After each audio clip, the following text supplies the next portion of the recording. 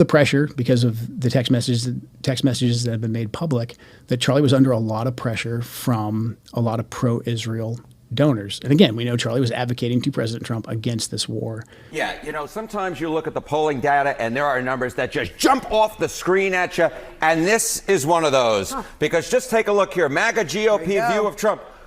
Approve 100%. 100%. If you are a member of MAGA in the GOP, you approve of Donald John Trump. Yeah, and the National Counterterrorism Center's mandate is to investigate any foreign ties, to see if there's potentially any foreign ties. If we don't find any foreign ties, we back off. What I'm saying, without getting into too much detail, is there was more for us to investigate. 0% say that they disapprove. You don't have to be a mathematical genius to know you can't go higher than 100%. He is the 1972 Miami Dolphins. You can't go higher. He's the Dolphins. Trump's the Dolphins, guys. Breaking news on CNN. Trump is the Dolphins.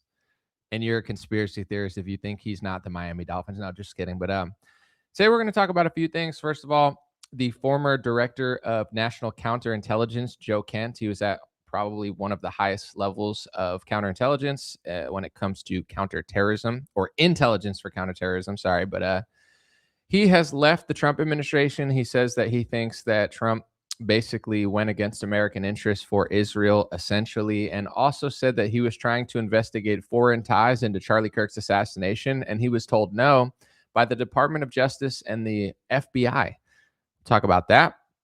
And he may be investigated by the FBI currently because they're probably going to try to frame him, in my opinion, allegedly, reportedly. That's just my guess. But anyway, then we're going to talk about Karoline Leavitt touting a CNN poll, or a CNN clip from an NBC poll, in which they say Trump is 100% popular, 100% to 0 among MAGA Republicans. So breaking news, people who like Trump like Trump. This is North Korea level propaganda. I'm going to try to make this a funny comedy show, because if not, it would be a tragedy. And no one's here for a Shakespeare. Everybody's here for a good time. So Dream Rare Podcast starts now. Give me a thumbs up in the chat if it sounds good. Give me a thumbs up on the video if it looks good. And put your thumbs up in real life just to stretch them out. Why not? Dream Rare Podcast starts now. It's the Dream Rare Podcast. Welcome to the show. The way to get the news at the desk or on the road. Let's go. God is great and success in our control. The world is crazy, but we get better from obstacles. Yeah. What's going on Facebook? What's going on YouTube? What's going on Rumble and anybody else watching from anywhere else? Appreciate y'all so much. And I'm just going to throw up a real link in my chat on YouTube real quick for those who want to support. There it is, song.link/Old Soul. I got a new song coming out tomorrow. It's called Old Soul in 2026. I played it late in my 7-hour unnecessary live stream the other day. Thanks to anybody who hung out with me. That was actually a really fun time. But you can pre-save it on Spotify. It's completely free to do that. And if you want to help me out, try to hit the Billboard charts, it's 99 cents on iTunes. Thank you guys. I'm really proud of this song.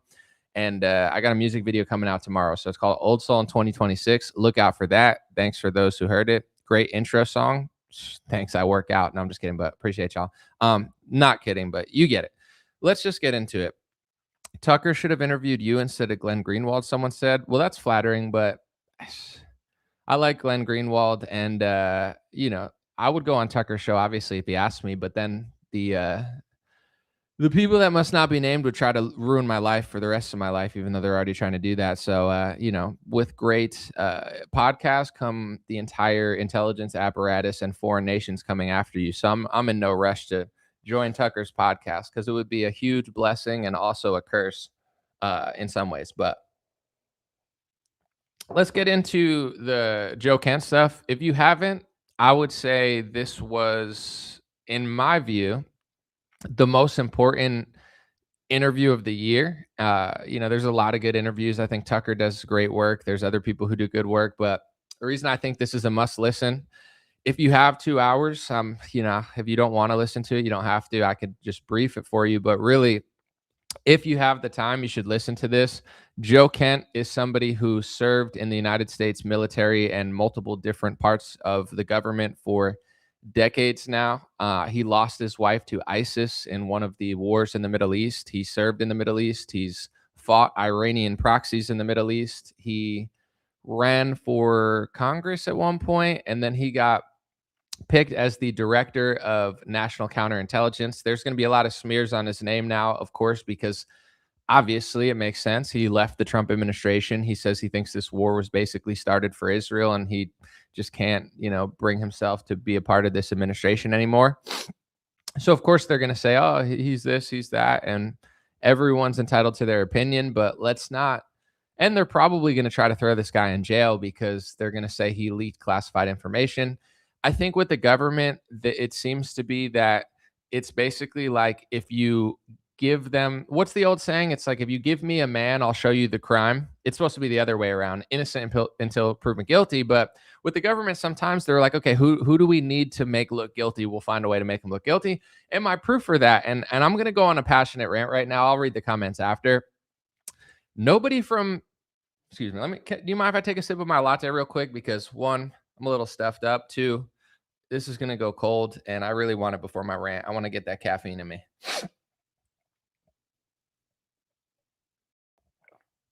So damn good.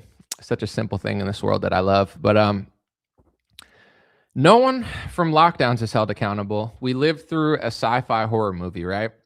Lockdowns, vaccine mandates, forced masking, trillions of dollars printed, billions of dollars of socialist checks, government corruption, lies, Democrats taking it even further than Republicans, just constant harassment, workers being harassed, forced masking children, telling you that you can't go on a cruise or keep your job if you don't inject yourself with synthetic mRNA or the Johnson & Johnson double pumpy that they took off the market.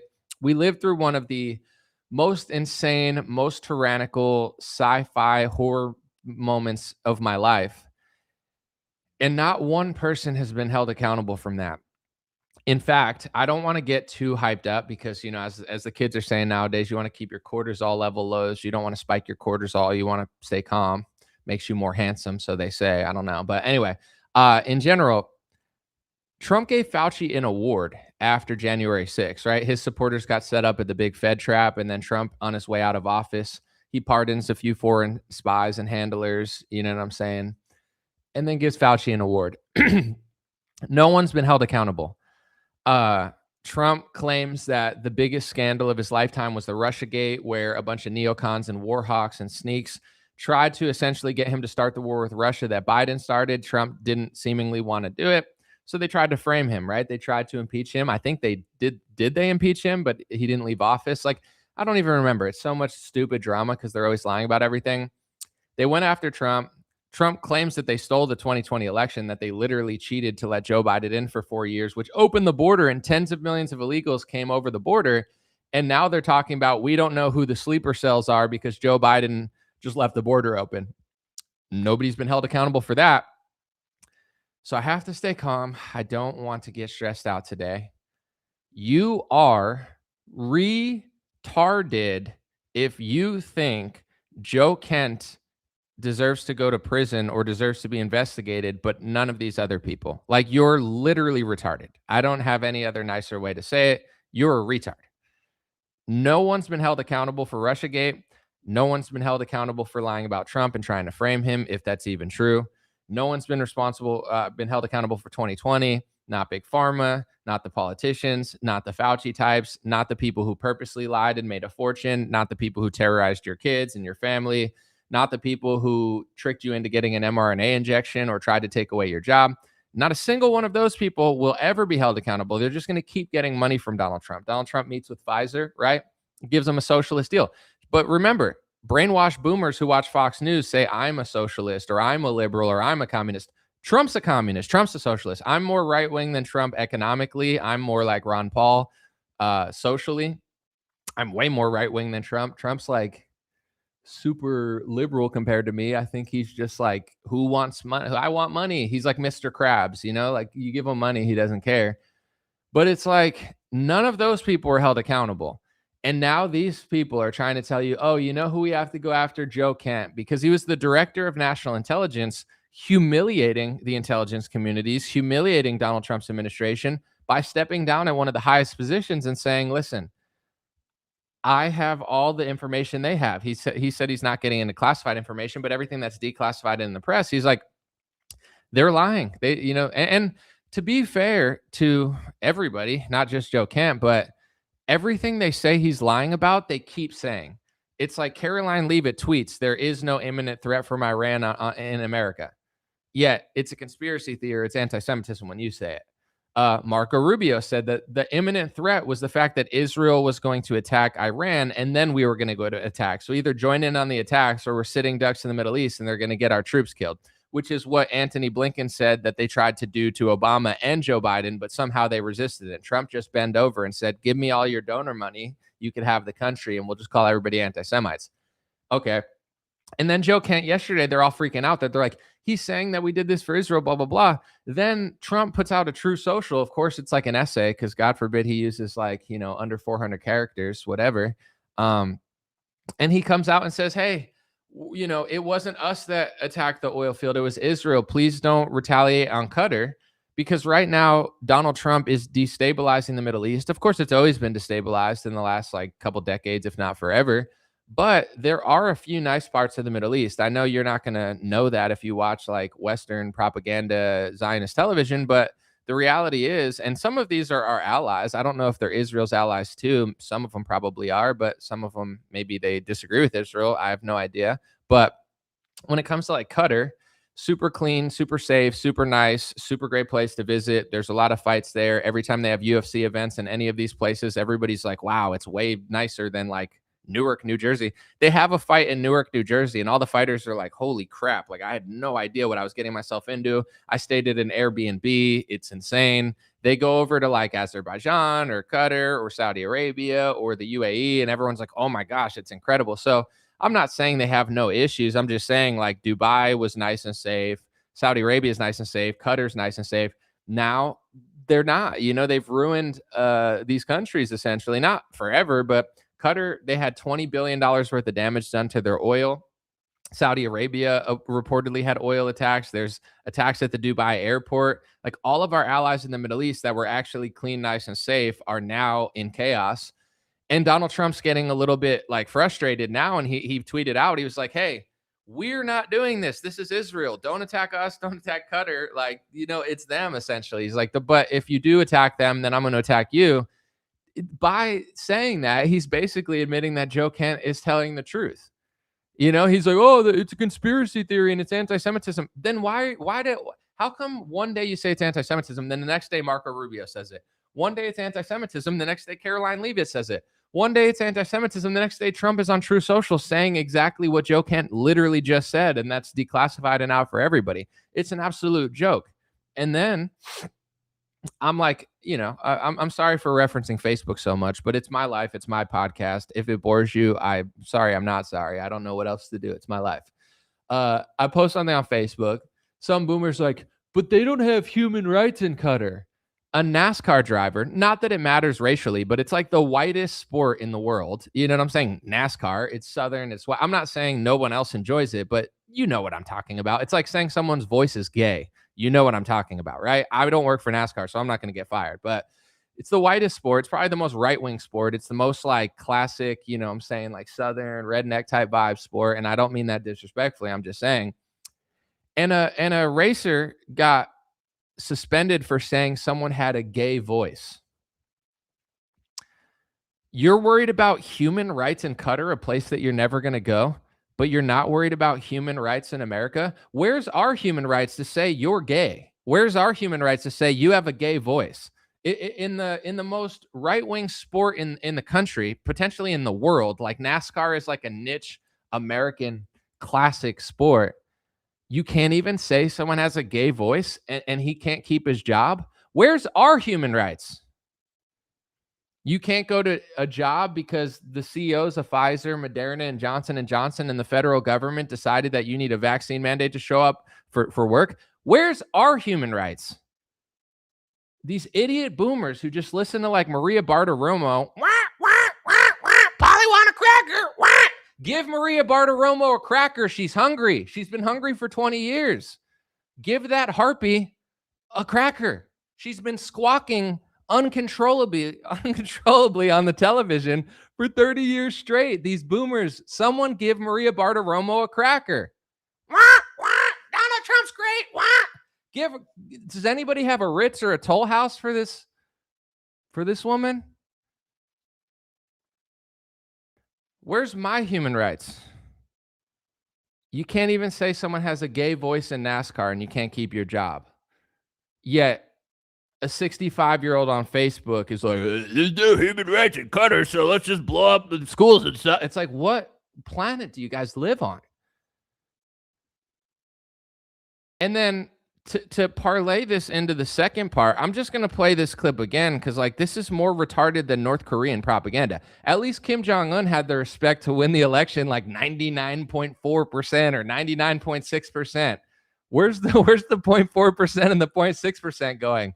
Are they going to be here for the next election, or is he going to off them? I don't know how it works there, but at least he has the respect to make it look a little, there's a dissenting 0.4%, or there was yesterday.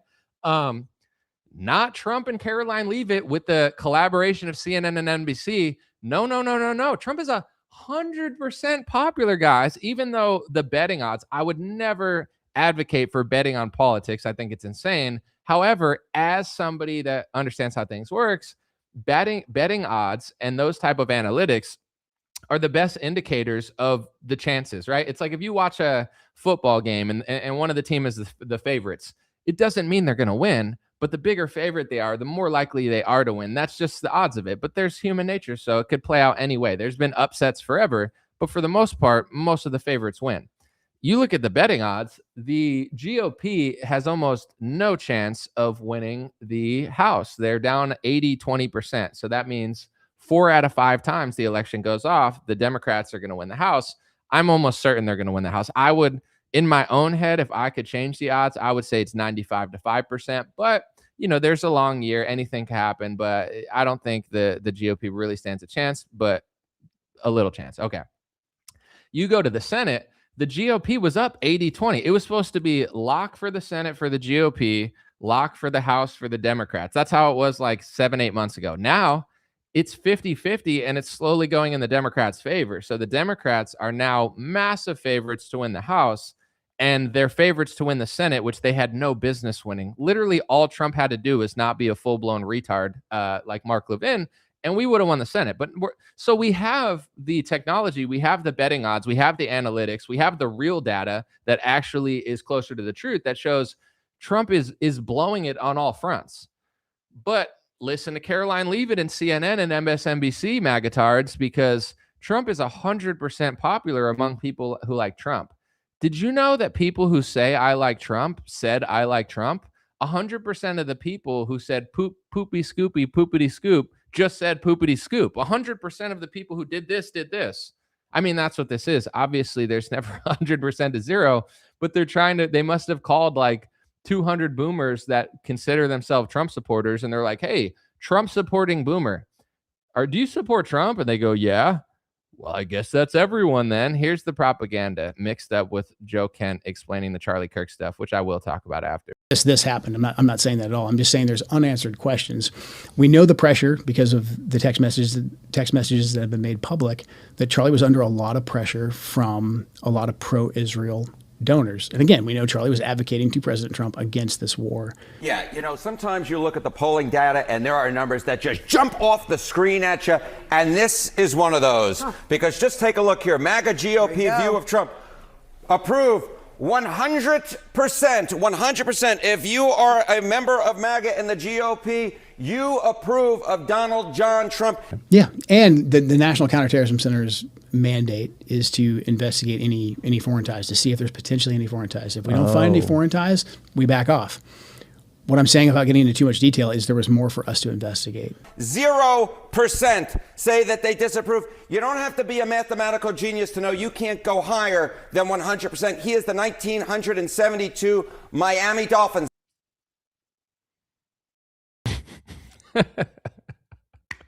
Unreal. Yeah, so obviously this poll is framed in a way where it says the MAGA GOP likes Trump. No one considers themselves MAGA, I guess, at this point if they don't like Trump. So 100% of people who like Trump like Trump. That's what that poll is. Now, the hubris of Karoline Leavitt to share this and be like, look, it's like that meme where the house is burning behind you and it's like, everything's fine. I'm going to read the $5 super chat. I'm not going to stop the chat for a $5 super chat anymore, but I will now because I saw it. Don't I remember the WF kid lovers were calling for a great reset? Sounds like Trump is the one to tank the world economy to push for Agenda 2030. I mean, for a conspiracy theory, Agenda 2030, it is pretty shocking that the whole country or the whole world locked down, as soon as 2020 hit. Definitely a massive coincidence that you definitely should notice. But anyway, yeah, it's a stupid poll. But this is my message to Karoline Leavitt, Trump, all these people. It's like the hubris that these people have to gaslight us into thinking that everything that they ran on isn't everything that they ran on. Like I said earlier, okay, you have Israel, you have Iran, you have Qatar, you have human rights in Afghanistan, all those things. What about America? Trump's entire appeal from 2016 to 2020 to 2024, he ran on this. He said, let's focus on America. Let's drill, baby, drill in America, not start a war that everybody's blowing up each other's gas. Focus on us. I want to know why Gavin Newsom and all the retard Democrats just spent $100 million on a bridge that they didn't even finish. Like, let's just do the math, right? And I once again, I'm trying to stay as calm as possible. I'm going to have to work my whole life, right? Albeit I have a good job, but I didn't have a good job my whole life. In my 20s, I would say it's not that I had a bad job, but you get what I'm saying. I'm going to work my whole life, right? I'm going to put in, I can't even do the math of how many hours I'm going to have to work and put in labor in multiple different ways, just like everyone.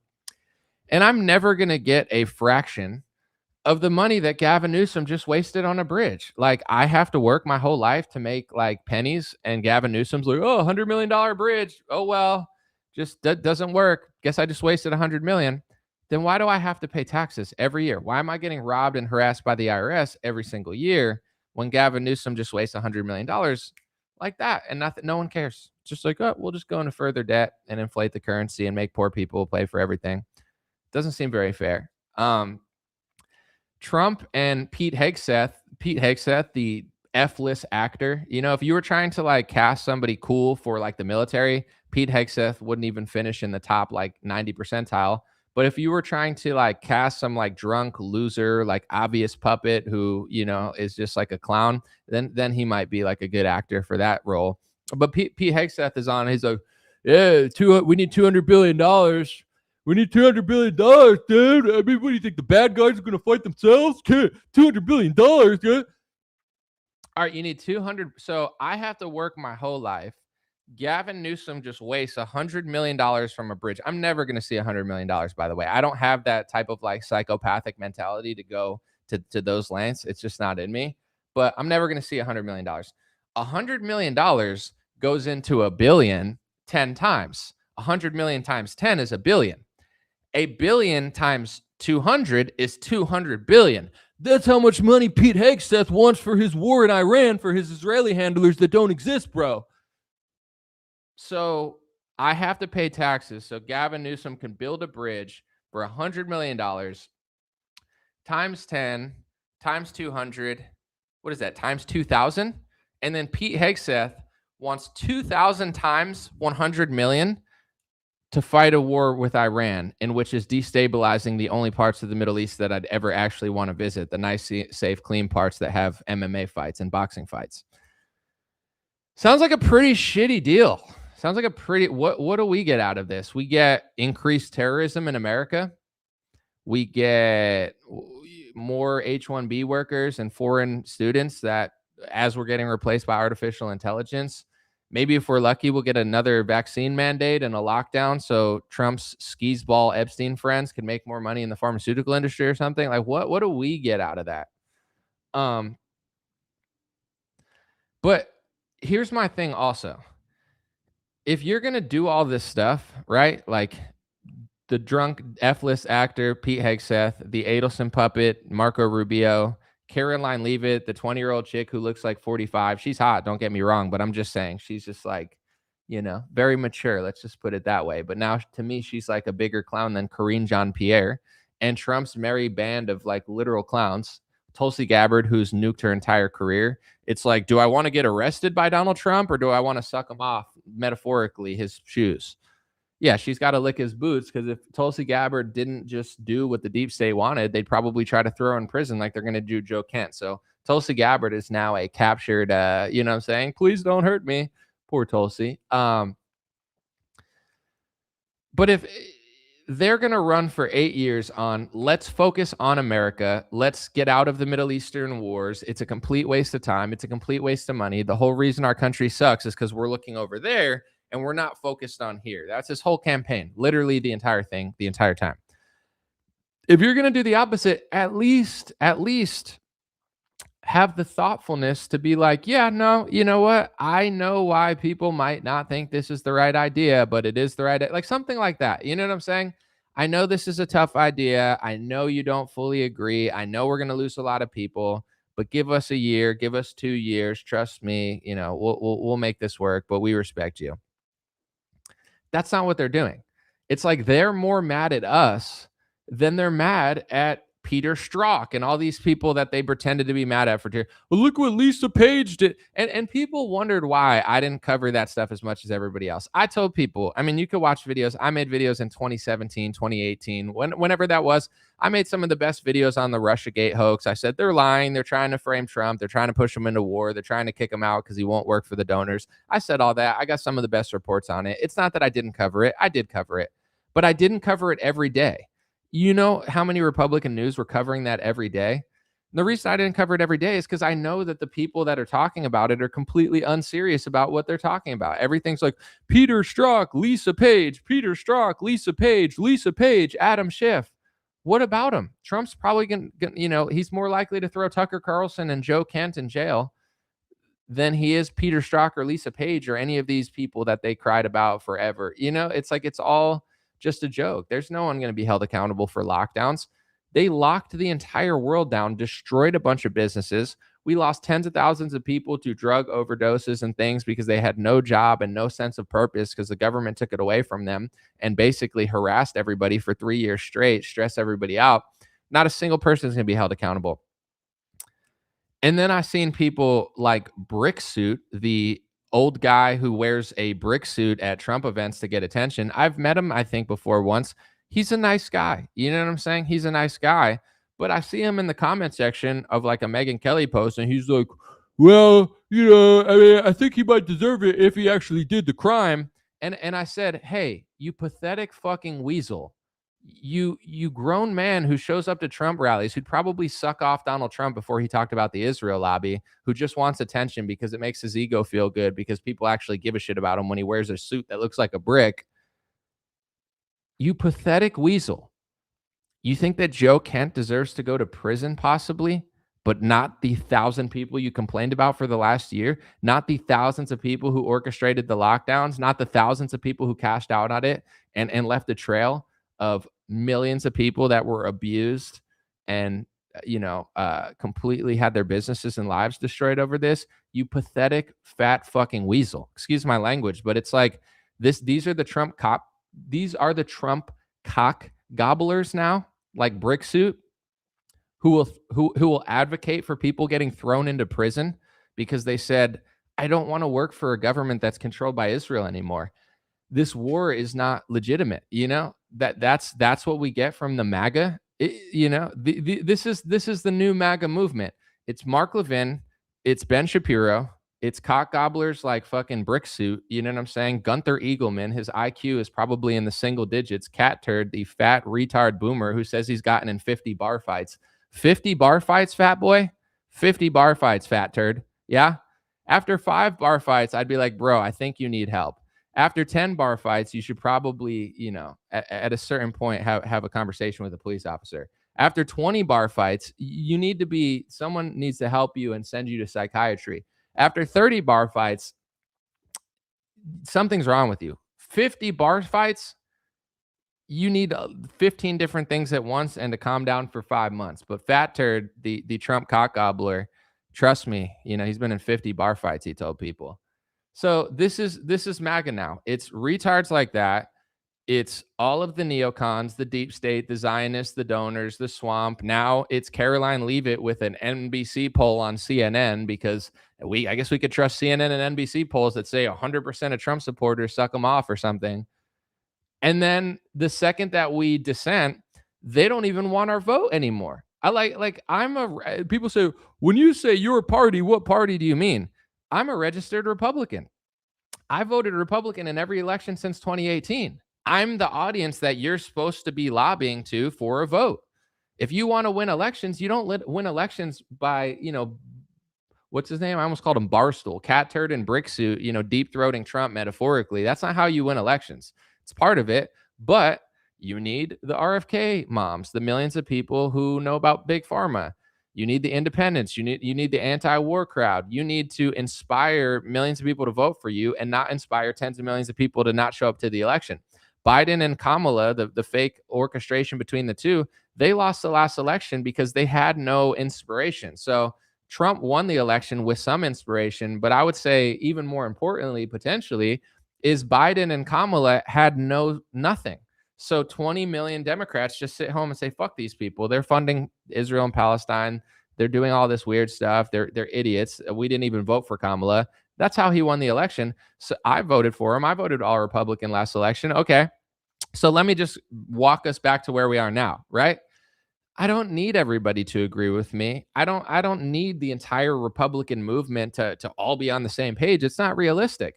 But either we're going to be a big tent or we're going to be a closed tent. And if we're going to be a closed tent, what are we closing the tent on? So it's like, if we're a big tent, then it's me, Massey, the Dave Smiths, the Clint Russells of the world, the Ron Pauls of the world, the, libertarians of the world, the, I would say, not that I'm Alex Jones, but the Alex Jones, like the, Tucker Carlsons, the Marjorie Taylor Greens. And then also we have the neocons and the warhawks and stuff too. And we try to balance the books. Obviously, I don't like the Warhawks or agree with them, but I'm pragmatic. It's like, yeah, that's a big tent party where you need to please everybody and we need to win elections. Trump is the smallest closed tent I've ever seen in my life. I didn't pay attention that much when I was like 10 or anything, but in general, he's a closed tent to Mark Levin. He's basically like a Mark Levin fan. He likes Mark Levin more than Fox News. Fox News puts Mark Levin's show on Saturday. If you're a smash hit, they put your show prime time Monday, Tuesday, Wednesday, Thursday, Friday, not Saturday. Mark Levin's not even popular among boomers. Boomers don't even like Mark Levin, which is crazy. The fact that they somehow don't like him. But Donald Trump does. So not only does Donald Trump not want Thomas Massey, Ron Paul, myself, the Dave Smith types, the Marjorie Taylor Greene types, etc., he potentially wants to arrest the Joe Kent types. And then Cat Turd and all these retards are like, yeah, blah, blah, blah. It's like these people not only will lose the next election, they should lose the next election. Someone said Brick Suit's a normal guy, very nice guy. He's a super nice guy in real life, but if he's so brainwashed by Trump and his throat is so far down Trump's cock metaphorically that he's saying, oh, well, let's see what Joe Kent did and see if he gets arrested. If they try to say that Joe Kent said something classified and try to skew it because they could find a crime on anybody, they're the intelligence community, wouldn't you think that his let's call him brick brain. He's probably a nice guy with a brick brain. What about the 10,000 people you don't like in the Democratic Party? What about all the people that set Trump up the first time and all the people that orchestrated the lockdown? Why would they only go after Joe Kent? Because our government's compromised. You get it? But in general, it's like they don't want us. They want to arrest us. They want to call us anti-Semites. Now, if that doesn't work, because it's not working because they've called the whole world anti-Semites because everybody's waking up to what they're doing. Now, Mark Levin wants to call Joe Kent and people like that a Nazi. Or I don't know if it was Joe. I'm sorry. I don't think Mark Levin called him that, but I think it was like Alan Dershowitz called him a neo-Nazi or something in his article. So it's like they just keep ramping up the attacks. And I want to say this and be very clear about it. People like Ted Cruz, the shovel-faced, complete fraud, complete coward, complete puppet, complete disgusting looking and acting person. His soul is just as disgusting as his shovel face. Ted Cruz will say, when the Democrats call Republicans Nazis, it's because they want to get you killed, right? That's what Ted Cruz says. And he's right. Why else would you call somebody that's not a Nazi if you didn't want to put a label so bad through, how we've been taught, et cetera, so bad that, people want to hurt you. Why else would Democrats do that?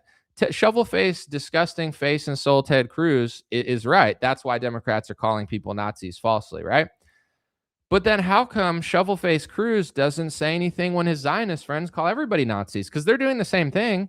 And when it comes to, this is for shovel face Ted Cruz, when you look at Israel, they've killed hundreds of journalists. I mean, it's hard to measure because there's so much, manipulation with AI. They don't want to admit it. But if you ask AI how many journalists were killed in World War I and World War II, and then you ask AI how many journalists were killed by Israel since 2023, they've killed more journalists than in the first world wars combined. But then AI will say, well, it's different because classifications are different. Like AI does not want to admit that they're doing that. Yeah, okay, maybe the classifications of journalists are different now. It's definitely possible. Or it could be that most of the world respects the freedom of the press. And even though they're at war, they know certain limitations. And Israel has no limitations. If they had limitations, why does Trump every couple months have to say, we didn't do that, they did that, please don't hurt us, please don't hit Qatar, please don't hit our allies, please, it wasn't us, because he can't control Israel either. They just do whatever they want. They kill journalists, they kill kids, they kill women, they fight 7 different countries at once, they drag us into wars, and then they say it's blood libel or anti-Semitism to say it. But here's the reason that I'm saying this now and that everybody's talking about it. They're not going to ever stop. Like it's just like annoying. It's like people just chill out for 2 seconds, or maybe just don't. But then why do we have to get involved in everything that they do? But in general, it's like Ted Cruz will notice that the left is doing that to the right, but when his friends do it to the right, he says nothing. So they wish the same stuff on us that the left does. It's just the reality of it. And this is the party that wants us to vote for them. And as this is all happening, right? Like I said, betting odds, they're going to lose the House. It's almost definite. They're slowly sliding in the Senate, and they're now underdogs in the Senate. This is all like not 100% for sure, but these are the real polls, right? I don't like, no poll is perfect, but the real polls, electionbettingodds.com or those prediction market websites, those are way closer than that's 100% to 0. That's just a propaganda North Korea style poll to brainwash people into not questioning Donald Trump. They're gonna lose the House, and I think they're gonna lose the Senate with the trajectory. And this is their pitch to us. Their pitch to us is to basically call people Nazis that aren't Nazis, threaten people's livelihoods, constantly call people an anti-Semite, try to throw the 2 most popular anti-war people into prison. Charlie Kirk was the most popular person lobbying against the war in Iran when he was alive. And everyone's like, oh, that's not true. Everyone knows it's true. He told Tucker, he went to the White House. People in the White House said so. I think I've seen an interview where J.D. Vance admitted that too. It's not really that debatable. I mean, everyone's entitled to their opinion, but you could say that Charlie was killed by Tyler Robinson and a leftist, and he was pro-Israel and a Zionist. Sure, yeah, that's all okay. But you also have to admit that even though he supported Trump and he supported Israel, he was trying to use his leverage to stop the war with Iran. That's also pretty provable at this point. But in general, he was assassinated. So you have Charlie Kirk, who was going to the White House multiple times to tell people to not have a war with Iran. He was killed. Joe Kent said, I wanted to look into stuff because we had texts from the donors freaking out at him. We had people who predicted him getting killed by a foreign nation 3 months ago. Joe Kent clearly said in the interview, if you listen to it, we're not saying it's true. Causation's not correlations. You know, when you're in an intelligence community or the FBI or anything, you investigate all the leads. Like say there's a murder mystery, right? And it's like clue, was it Mrs. Johnson in the library with the candlestick? You know what I'm saying? There's an investigation that happens and you go through all the leads and you try to get to, the one that makes the most sense. What Joe Kent is saying, and he wasn't a small fry. He was the director of national counterintelligence. His job, he said specifically, his job is usually to investigate, obviously all ties, but foreign ties, because he's counterterrorism. Most terrorists come from outside of the country. And if the terrorists are inside of our country, then they probably got here recently because, there's not that many like homegrown terrorists. A lot of them were not native to America. And that's even more reason to restrict immigration responsibly. But anyway, that's his job. He's literally the head of counterterrorism. And he's supposed to investigate foreign ties into stuff. He said, I have reason to believe, not that this happened, but this is a clear, massive lead. Look at these texts. Look at these tweets from months ago. Look at all this information. I don't even think it'll lead to anything, but let me investigate it. That's my job.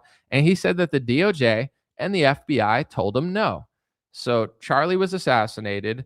They're trying to throw Tucker in jail. They're trying to investigate Joe Kent and find something on him because he left the government and said, I don't want any part of this. He fought against Iranian proxies. His wife died fighting ISIS.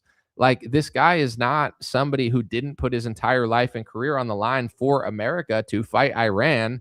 He's just coming to the conclusion, like anybody with half a brain, that this isn't in our interests. And, here's another thing too. I think, let's just say you're watching this live stream, right? And you disagree with me and you say, we need to fight Iran. It's very necessary. They're bad people. They're going to do this and that. Okay, let's say that's true. Still, and this is Charlie Kirk's opinion as somebody who is super pro-Israel and obviously pro-America, are you sure this is going to lead to what you think it's going to lead to? This is a very natural question for people. Are you sure? Because in Iraq, it didn't lead to that. In Afghanistan, we fought for 20 years and then did a disgraceful pullout of Afghanistan that got people killed and left all our weapons to them. Longest war in American history. Despite drones and technology and trillions of dollars of funding, the longest war wasn't World War I and it wasn't World War II. It was the Afghanistan war. And I want to say this too, because for some reason, I feel like I'm the only one saying this, and I wouldn't say it if I didn't believe I was right. Of course, this is not provable because we'll have to see what the history books say. But we've been in World War III for a while, in my view. World War I, World War II. Why is this not World War III? We fought, we got attacked on our own soil during 9/11. We went to the Middle East. We fought multiple different countries. In 2021 or 2022, we started a war with Russia through Ukraine. Whether you want to say Russia or Ukraine started it, I don't give a shit. But I will say we're involved in that war. Russia, Ukraine, America, Israel, Lebanon, Syria. You can go through all the list of people that Yemen. Like, is this not a world war? Everyone's like, oh, this might start World War III. It might start soon. It's been on for a decade now. Like, is the history books going to say, oh, this isn't a world war? We've just been fighting all over the world for decades and hundreds of thousands of people died. But no, this isn't it is a world war. We're just in the midst of it. So they're not, I don't know what World War I or World War II was like because I wasn't alive during the time. But did they know it was the world war at the time? Was it on every television? We're in World War I, World War II. Maybe. And maybe that was because at the time, I'm just speculating, people were nationalistic. People believed in their government and their military. They believed in the freedom. So it made sense to project on the televisions, this is World War I. Do you want to join World War I for America and fight the bad guys? Do you want to join World War II and fight in vengeance of Pearl Harbor? Do you want to fight the Nazis? Do you want to fight Hitler? And now it's World War III. People have lost support because we have technology. We have a history of seeing how these wars worked out. We're a different country with more information than just the government telling us what to think. So there's really not support for this war. I think they said this is one of the least popular wars ever. So now the televisions are not telling you it's World War III because it's not 1940 where that would make you want to join the military. World War III, let's go fight for America. Nobody believes this anymore. So they're like, oh, it's just a little war. No, Google. What's the longest war in American history? Afghanistan war. The Afghanistan war is an extension of 9/11. 9/11 and the Afghanistan war are an extension of Libya, Syria. These are even related indirectly and directly, to be quite frank, to Ukraine and Russia. We went after the leader in Venezuela, although, that's wouldn't say a minor thing, but it didn't cost a massive war. Clearly, Trump knew how to do that properly without causing destabilization. They just put the vice president in, and she works with him now. But we're in World War III. Like, am I the only one that sees this? When it's all said and done, let's just say they fought for 4 more years and ended it. Are they just going to say that was World War III or we avoided World War? No, they're going to say that the entire thing was World War III and it just ended, and now we're in a peacetime. So with all that being said, Someone said, I fear for my cousin, the Marines. Not going to lie. We'll pray. We'll pray for everybody's family, everybody's friends, anybody watching this in the military, Marines, etc. Pray for our troops. Pray for our friends and family. On that note, I wanted to say with Iran, the people who are talking about it, I feel like even though I disagree with people, despite what it may seem, because I'm very opinionated, I don't care that much what people think. Like it's natural to not understand what the future holds. It's natural to have friends that see it differently than you, right? It doesn't bother me. But this is what does bother me is the constant gaslighting. Trump ran on no wars. I'll end the Ukraine war. I won't do the war in Iran, and we're going to focus on America. He's not doing any of that. At least admit that that's what he said a year ago and why 20 million different people voted for him besides the cat turds and the cock gobbler brick suit types. You can't admit that? Well, now you're just lying, right? That's exactly what just happened. Now let's move forward. Trump also said with the Ukraine war, 24 hours, I'll end it. Of course, it could have been tongue in cheek, but he's not ending the war in Ukraine. It's related to this. The people that Trump works for, they're never going to stop. This is another thing too. I'm sorry for the segue, but I got to do it while I have the inspiration. I don't trust Trump. I don't particularly like Trump anymore. I think he's embarrassing himself, his legacy, and our country. However, I will say this, even though I think that Trump is like Mr. Krabs, he just loves money, he loves power, he loves rich people, he loves donor money, he loves ballrooms, he loves gold, he loves that, Miss America pageants and stuff. Okay, even though Trump's that guy, I truly believe he's not like ideologically attached to Israel in the same way that Israelis are. Like Netanyahu has a plan for his people, his religion, his race, his country. Say what you want about Netanyahu, but he has a plan. He's had a plan for a while.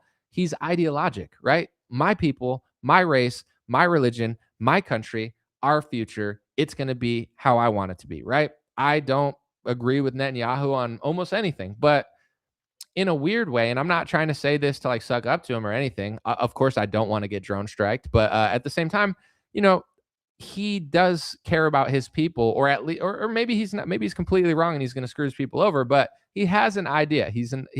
Of what he wants to do. Trump, I feel like he has no idea. He's just like, whatever I have to do to just maintain power and keep money. I don't think he cares about Israel as much as he's going to pretend he does. And I say this not to make excuses for Trump, but I'm watching the way he's tweeting and stuff. He's eventually going to realize, just like Charlie Kirk, that these people are not your friends. Charlie Kirk, and I'm not talking about the assassination. You could assume that, but I'm talking about the last year that he had on Earth, right before his assassination.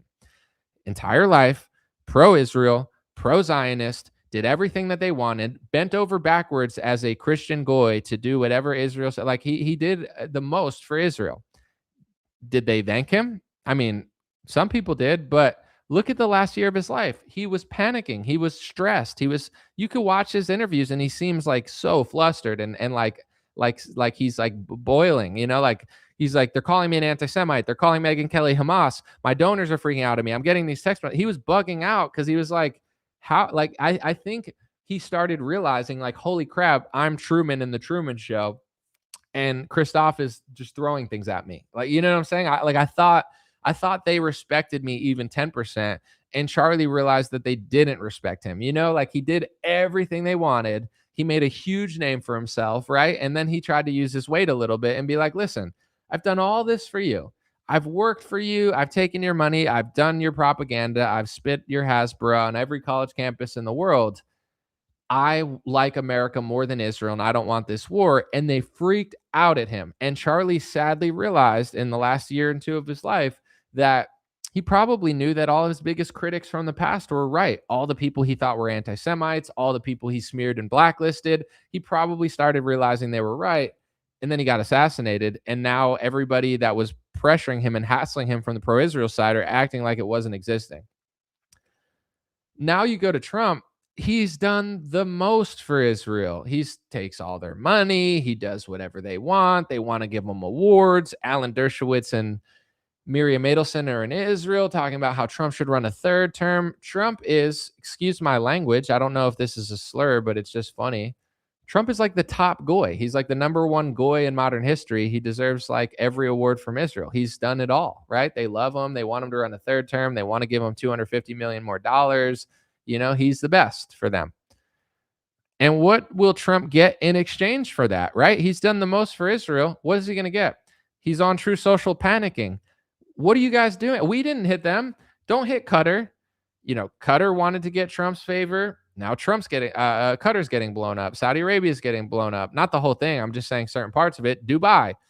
Trump tries to facilitate and be friends with everybody, but Israel's going to screw him over. They're going to literally completely suck Trump dry, destroy his legacy, destroy his family's name for the future, destroy everything he's worked so hard to build, and leave him in an uncomfortable situation that screws him over with every other ally that he's ever had. They're going to absolutely just leave Trump completely dry, high and dry, being like, wait, but I did, like, can we do this one thing that I want to? No, you have no power.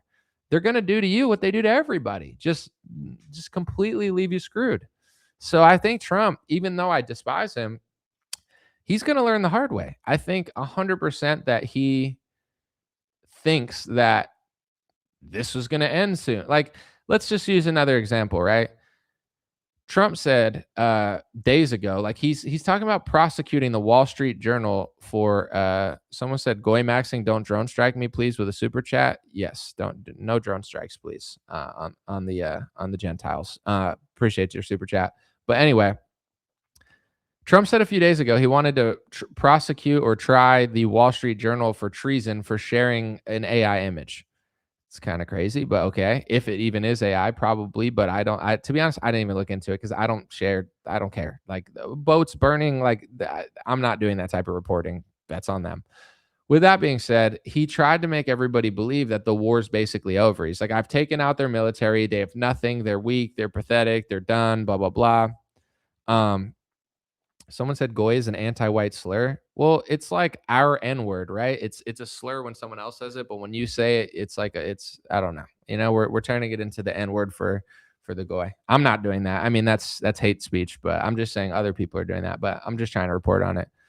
Anyway, I'm not saying Iran's in a good position. Obviously they're not, but there's been more chaos in the last 2-3 days since Trump said that than there's probably been since the war started.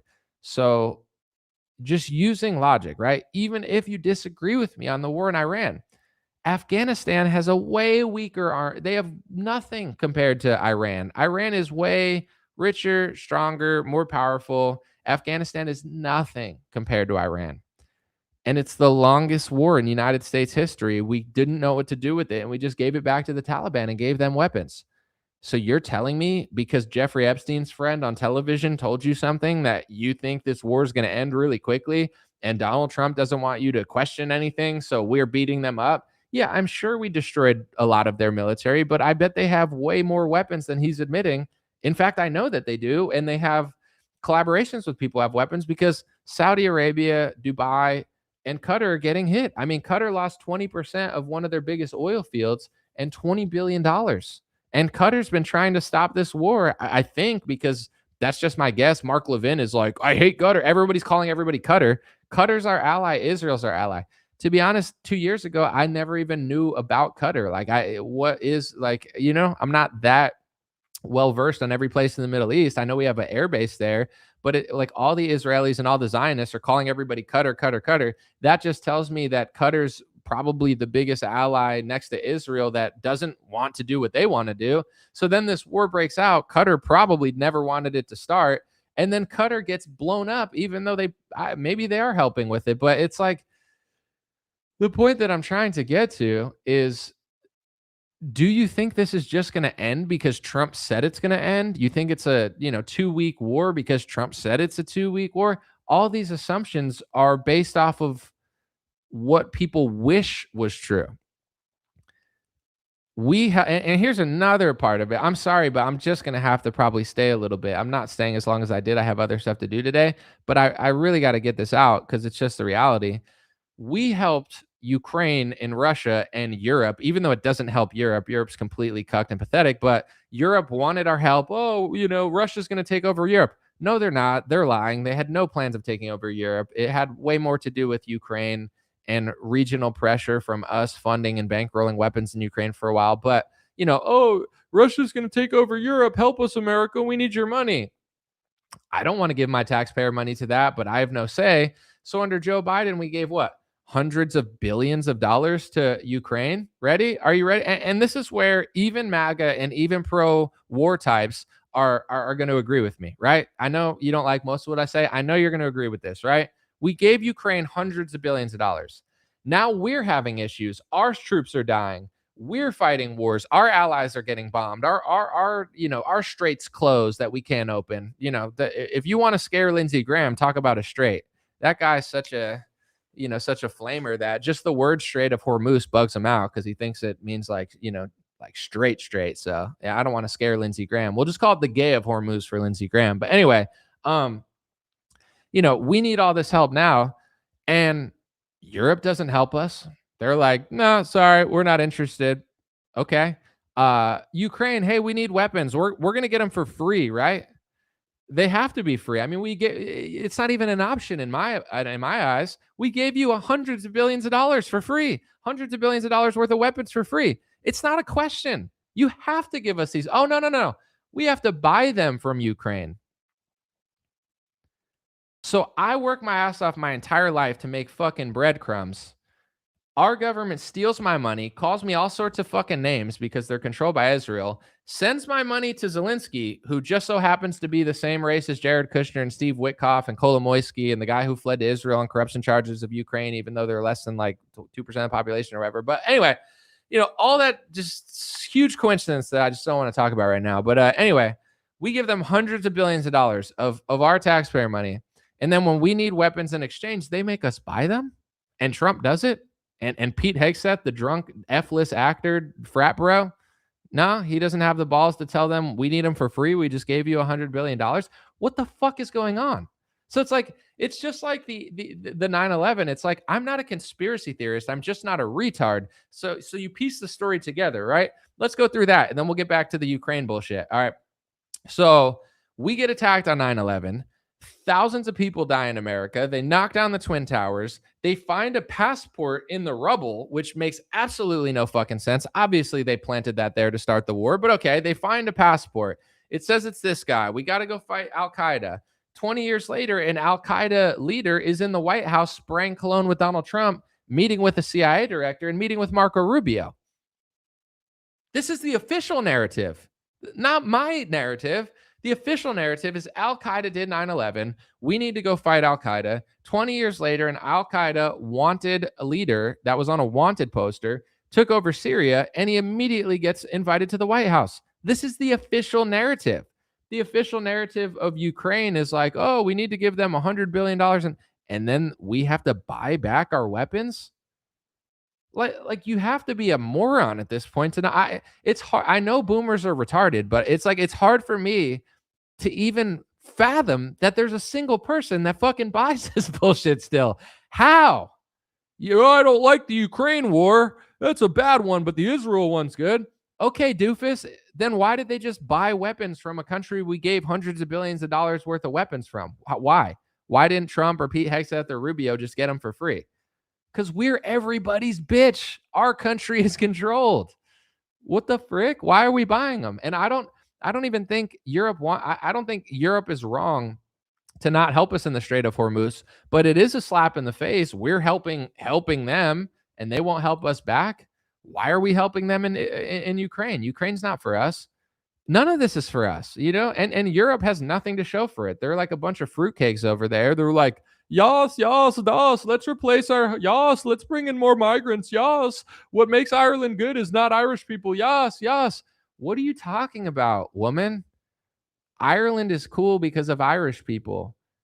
All the races of the world are beautiful, but if you replace your race with another one and you don't exist in 100 years, who does that help? I like,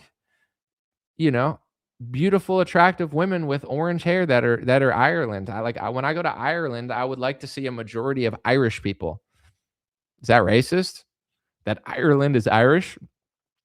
And these dingbats are like, yes, we need to fight the Zelensky in order to fight the Putin. It's like, why? Well, how is that going to fit? How is fighting Putin going to fix your country? Do you guys notice a pattern? And then people are like, but anomaly, I just listened to Jeffrey Epstein's friend on television, and he told me this is all a big setup to fight China. Okay, idiot. First of all, George Soros also considers President Xi the number one enemy of the world. So why are you on the same page as George Soros? Did that ever? Wow, the fake right and the fake left had the same agenda. Who would have thought? Everybody under 60, it's like, but we're fighting the left. The left and the right are the same people, you fucking idiot. Turn off the Jeffrey Epstein tube. But I watched Fox News and Jeffrey Epstein's friend on television told me we got to beat up China in order to save our country. How the fuck would turning Shanghai into San Francisco fix your country? How is turning Tehran into a gayer version of Los Angeles going to fix your country? How is beating up Russia for Zelensky and his handlers going to fix Europe and your mass migration crisis that came as a result to the Middle Eastern wars? They purposely flooded you with migrants. How is this going to fix all your issues? How did Putin do this to you? Like, your issues are going to be your issues in 20 years because your issues are not Putin or Xi Jinping or all the people in Iran that they're killing that Jeffrey Epstein's friends are telling you on television are bad people. They might be bad people, or you might be being lied to. You might be listening to bad people. I don't know. It's worth at least considering.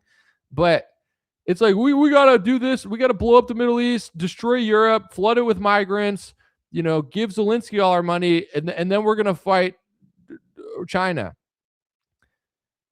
Why? Because China is a clean, safe, ethnically homogenous country of Chinese people who have thousands of years of history and don't want to completely cuck like your country. What do you want China to do? Do you want it to be like Canada that's getting completely overrun? Do you want it to be like America that's having a demographic shift that's completely the opposite of the first 200 years of our nation? Do you want it to look like Europe that's completely falling apart? Are you mad at Putin because he's not gay enough and he won't flood his country with migrants the same way that freaking Germany will and the UK will? Are you mad that Shanghai doesn't look like London? Are you mad it's all Chinese people and not a bunch of fucking people from a place that China doesn't want there? Like, people don't even stop to think what they're doing. I don't care about communism or China or anything, but that's what they want to do to China. The people that destroyed your country, the people that destroyed Canada, the people that are trying to cuck Australia, the people that cucked Europe, the people that want to cuck Russia and turn it into London are the same people that are blowing up Iran, destroying the multi-trillion-dollar tourism over the next 50 years in Saudi Arabia, Qatar, and Dubai. These are the same people that want to destroy China. Because if you ever went to China, I wouldn't talk bad about the government or anything. It's definitely communist and it's a little sneaky, but you would probably be like, wow, this is clean, safe, nice, and Chinese people don't commit violent crimes. What do they need to do? Bring in migrants from like Syria that are lying and aren't even from Syria, but they're just pretending to be? Like, how is that going to fix Los Angeles? How is that going to stop Gavin Newsom from building $100 million bridge that doesn't even work? How is that going to stop Big Pharma from spraying pesticides on your food? How is that going to stop the lockdowns in America? How is that going to stop the vaccine mandates and the mask mandates on your kids? How is that going to stop the, global homo, elementary school teachings that you guys cry about all the time? How is making, bringing sodomy, feminism, and liberalism to Tehran going to fix Kansas's school system? On what planet does anything you guys are saying make any sort of sense? It makes absolutely no sense to anyone with half a brain that isn't brainwashed by Jeffrey Epstein's friends. But this guy told me this. Who told you that? On whose news station? Who owns the media in America? Who owns the history books? Wake up, idiots. Your whole life is a lie. And it's like, you've already blew this country in your last 20 years on earth. Try not to just completely destroy it for your kids and grandkids. I know the thought of not being completely self-centered and selfish is like a foreign thought to you, but just consider it for a second, because we're the ones who are going to have to grow up in the shithole that you left us. So, there's a lot of nice parts of America. It's still nice. But after this, another aspect of this all too is like, how do you defeat terrorism, right? Let's just say terrorism. Well, first of all, let's go to the two major terrorist groups, and then we'll get into terrorism. Al-Qaeda, like I said, we fought them for 20 years, probably funded them, and they lied to you. But okay, let's just say we fought Al-Qaeda. They ended up taking over Syria, and then a former Al-Qaeda leader's in the White House with Trump. Okay, so that's weird.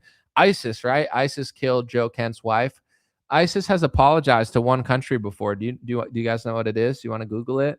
Who has ISIS apologized? ISIS actually apologized to Israel. They attacked them in the Golan Heights one time, and they apologized.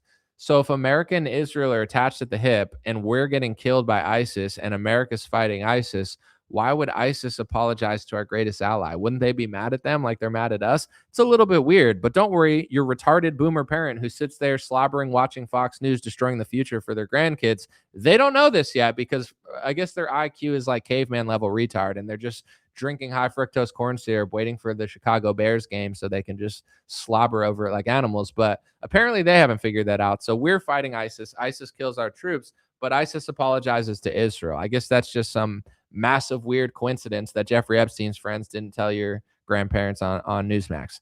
Okay. Anyway, so those two, forget about those two terrorist groups, right?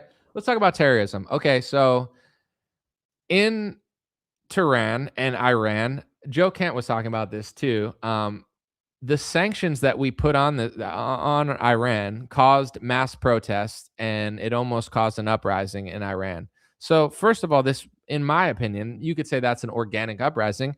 It's not really organic. We're destroying a country economically, making it shitty, and then trying to get the people pissed off because we're making them poor and destroying their country. So to me, that's not an organic protest. That sanctioning is evil if it's not used ethically, in my opinion. But anyway, okay, we did that to Iran. They almost had, and they were having close to not organic, but more believable possible regime changes where it would come from within and not from an external force. We killed their leader, who was already super old anyway, but we killed their leader. We killed some negotiators. We're killing people all over Iran. Do you think now the people of Iran are like, oh yeah, now, we can, it's going to bring them more closer. And there's already data to show this. It's going to bring them more closer is not a term, closer to supporting their country, because now they're being attacked from external forces. They're being clearly bombed. We hit a school by mistake. So now it's raising more support for the regime. It's raising more support. You listen to Joe Kent a little bit on Tucker. Sorry, I'm all over the place, but he talks about this, and this is something that other people don't want to think about, but it's just, if you're an honest person, you have to look through our past in the Middle East. Saddam Hussein was trying to get weapons, or they said he was trying to get weapons, and they killed him, and they got him killed. Okay, Gaddafi was trying to give up weapons, and he's like, I don't want to get Saddam. I get the America's crazy. Like, maybe I can. And he got basically raped by a bayonet. They sodomized him and killed him in front of, a camera. Okay, so what choice does a country even really have when they deal with America and the liberal gay world order? It's like, you get nukes, they'll try to kill you. You don't get nukes, they'll say you got nukes and try to kill you. You give up their nukes, they'll get you killed. It's like these countries don't even have a choice. You know what I'm saying? And I'm not a sympathizer to anybody. It's just the reality of the world. It's like that, on one hand, big bank take little bank, and big country take small country. That's human nature as well. However, if you just listen to Jeffrey Epstein's friends on television, you're like, and it's like, no, bro, they have no chance. It doesn't matter what Iran does. They give up their weapons, we'll kill their leader. They don't give up their weapons, we'll kill their leader. They build a nuke, we'll kill their leader. They don't build a nuke, we'll kill their leader. They kind of build half a nuke, we'll kill their leader. We'll kill them anyway. That's just the reality, unfortunately, of how we've dealt with in the Middle East. So it's like there's nothing they could have possibly even done in order to prevent this, because this has been a plan for 20, 30 years. And that's the way our regime works, even though nobody really votes for this. So now that we've done that, did we eliminate terrorism? Did we do that? And now, the director of the CIA and the FBI is on television saying, you know what? Now that we've done that, terrorism threats are down in America. We've won the war on terrorism, guys. All the terrorists are gone from the world, and we won. 25 years, cost millions of lives, trillions of dollars, but we won. No, we didn't win. There is no winning in the war on terror, because they just either fund the terrorist groups, are the terrorist groups, or create more terrorist groups through their actions. Like, you can't, it's like trying to eliminate a religion, but it keeps spreading. Christianity has grown and grown and grown because it's an ideology. It's not like a physical thing that you could just bomb, you know? The more evil you do in the world, the more people become Christians and Muslims. Like, it's just how it's been working over the last 50 years. People see evil and they want to believe in God, so they join a religion. But so it's like there's more terrorism threats in America. There's more terrorism threats in the Middle East. There's more literal terrorism in the Middle East in the last week or two than there's probably been in a long time. When our countries do terrorism, they don't call it terrorism. When other countries do it, then it's terrorism. Someone said you're certifiably insane. You're projecting, because this is like as calm and reasonable as you could possibly think. And time will tell. You don't have to believe me. I'm not asking to be believed. Watch over time. Let me know if all terrorism will be gone in 5 years or 10 years. Didn't work in Iraq. Didn't work in Afghanistan. Didn't work in Syria. Didn't work in Libya. It hasn't worked anywhere. But with a bigger country that's bigger than Afghanistan, you're telling me the longest war in history, Afghanistan war, is going to be shorter than this one, or longer than this one, I would say. I hope it is. I hope we don't stay here for 20 years. But like, blowing things up just doesn't defeat terrorism, especially when we're not acting morally. Oh, I got you. You're talking to someone else. I hear you. Anyway, it's important. Of course, it's going to be tough when you're making decisions that affect the whole world. But as an American, as a Christian, as a human that wants to be a decent person, I think everyone should ask, are we doing this morally? Is this a tough moral decision to make? Like throwing someone in prison for life, even though they just committed a crime? Being too nice would be like, let's let that murderer out of jail in 2 years. No, that's not nice. That's stupid, right? I'm not stupid. I'm not asking you to be stupid. That person killed 7 people or whatever. Okay, they got to go to jail forever or get executed. That's a tough moral decision. It's like, ooh, that's hard to do that to a person, but that person's going to hurt more people if they don't. I understand that that's the way the world works, including Iran. But that's why it's important, whether you support it or not, are we doing this morally? Are we right? Are they telling you the truth? Because if they told, like, when it comes to the war in Iraq, they said they were telling the truth the whole time. The entire time they were doing the war in Afghanistan and Iraq and the Middle East, they told us, we're telling the truth. Don't be a conspiracy theorist. Don't be a liar. Don't be a terrorist. Don't disagree with us. We're telling the truth. It's undebatable. This is the truth, right? Fast forward 20 years, trillions of dollars, hundreds of thousands of lives lost, complete chaos. And now the government, including Trump's government, has had Karoline Leavitt, who represents his administration, admit that the war in Iraq was a lie. The war in the Middle East were a lie. The journalists lied to us in order to get us into this. So if I would have told you these wars were a lie 10 years ago, you would have said the same thing that Iraq war fans are saying now. No, it's not. Then why is everybody that got us into that war now admitting it was a lie? Because it's over now. They're on to the next one, and they want to earn your trust to do the next war in Iraq, which is even bigger, which is even more costly. So all I'm saying is time will tell how costly this is or isn't, but I think it's pretty clear based on all the evidence. And I wish I could feel bad for Trump, but I really just don't like him enough to feel bad for him. But I do feel bad for our country, and I do pray, and I pray for Trump to make better decisions. But in general, you almost want to feel bad for the guy, because it's like, I think he's panicking a little bit now, not because he's so weak. He's not. It's just he's acting like, oh, their military's gone. Don't talk about it. Bro, if Afghanistan can outlast us for 20 years, and Iran, 3 days after you said that, are bombing a bunch of our allies and destroying 20% of a massive oil structure, something tells me that they're not out of ammunition, that they're not completely dead. And no matter how many people you kill, there's 90 million people in that country. Like, you can't just kill them all. I mean, I guess they could try, but that's definitely genocidal and insane. It's like they're acting in a paranoid state. So then they just think they have to go after everybody because they can't stop doing crazy things. And they're like, I got to go. It's never going to end. There's no way this is going to end. They're clearly not out of weapons. Trump is clearly trying to, through the 100% MAGA thing and all of this, like, oh, they're gone. They're gone. I'm sure you wiped out a lot of their boats and a lot of their tanks and a lot of their stuff. But this is 2026. It's drone warfare. It's World War III. They have allies in multiple different countries. And if you want to be honest, think about, it's hard for people to do this, but Imagine you're any other country in the Middle East or any other country that's not completely aligned with America, or even you are aligned with America, like Europe. Everyone is realizing that we're full of shit. And it sucks, but when America has trust and power and strength, not just in finances and war, but in morality, more people want to be on our side. Now, Europe wants nothing to do with us because they know that we're basically kamikazing our way through the Middle East, and they don't want to sacrifice their troops for something that they know is never going to end. Any country in the Middle East is like, dude, how could we ever trust the United States? Qatar, Saudi Arabia, Dubai, our allies, our non-allies, everybody knows that the United States is just going to, with Israel, ramp certain stuff up, and not that they're completely innocent or anything. You go to Russia, let's just say Trump wants to negotiate with Putin, which I think he does. How could any country ever let's negotiate?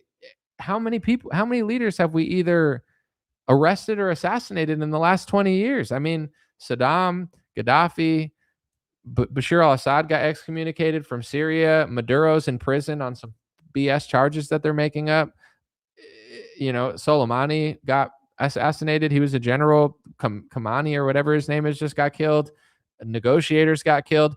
What country is going to be like, oh yeah, let's negotiate with the United States of America? They want peace. Now it's like, I think over time, it feels like nobody wants, everybody's afraid of us, I guess, which is in some ways a good thing, but everybody sees that this isn't just going to end with Iran. It's not over. The war on terrorism wasn't over 10 years ago. It's not over now. It's not going to be over in a year. Like, it ends when we are able, in my view, to distance ourselves from certain allies and make our own decisions. Because if our ally says, I'm going to go to war with this country that you don't want to go to war with, either you come with us and join, or you're a sitting duck and your people and your bases are going to be targeted anyway.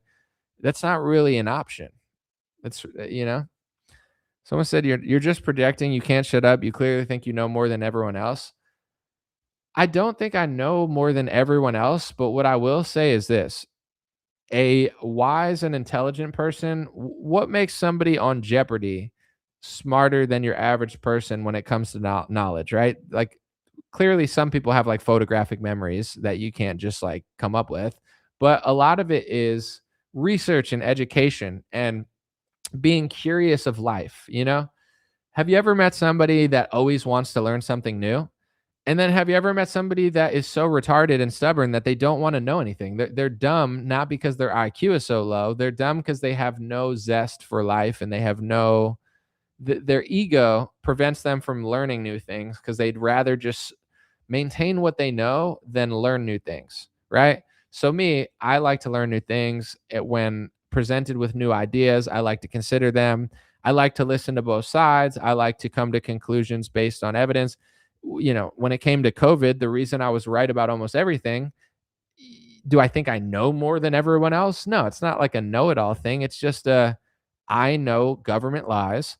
I know big pharma lies. I know that lockdowns are crazy. So instead of saying, I trust Fauci, I trust CNN, I trust Fox News, I trust Trump, I think it's certifiably insane to trust the news, to trust big pharma, or to trust a politician who takes hundreds of millions of dollars from Israeli donors. Like, to me, that's crazy. So it's not that I'm smarter or I think I know it all. It's just I am less stubborn. So the reason that my ideas last the test of time, the reason that a lot of what I say ages well, and the reason I'm 6 years ahead of people like Tucker Carlson and stuff on these topics, like I was talking about this in 2019. I'm not bragging. I'm just saying, there's a reason that when I talked about what was going on, no one knew what I was talking about. And now everyone's talking about it because you can't not talk about it.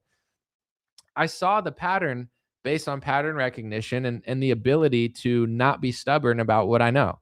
So when it comes to the war in Iraq, you could be the libtard who says, I trust the experts. I trust Dr. Fauci. I trust, Scarf Burks. Scarf Burks, she puts a scarf on and she goes, oh, it's Dr. Burks. I totally don't work for Big Pharma. We need to slow the spread. I trust Dr. Burks.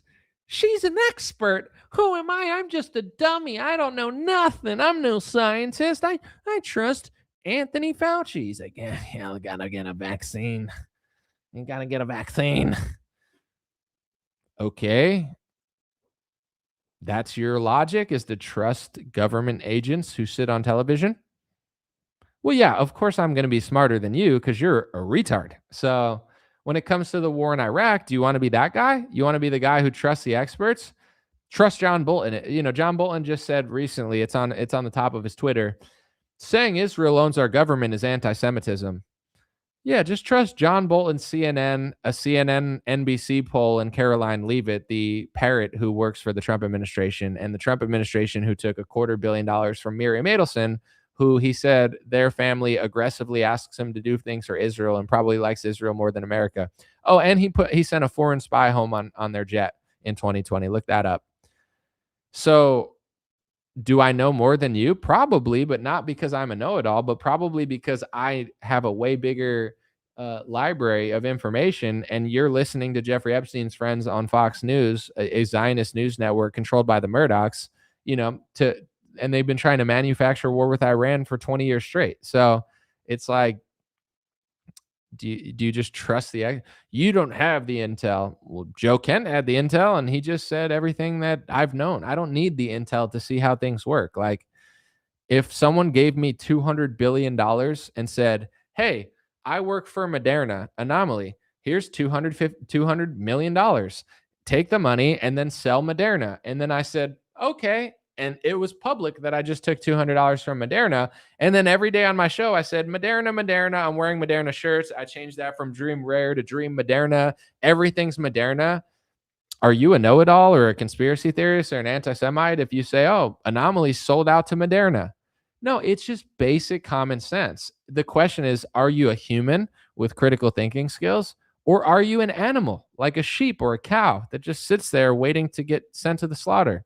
That's on you. I can't give you free will and the human consciousness that the Lord gave us. Like, use it or lose it, like they say, So I don't know what to really tell you. Yeah, no, I don't think I know everything, but I know a lot because I read, research, and why do you think I said that?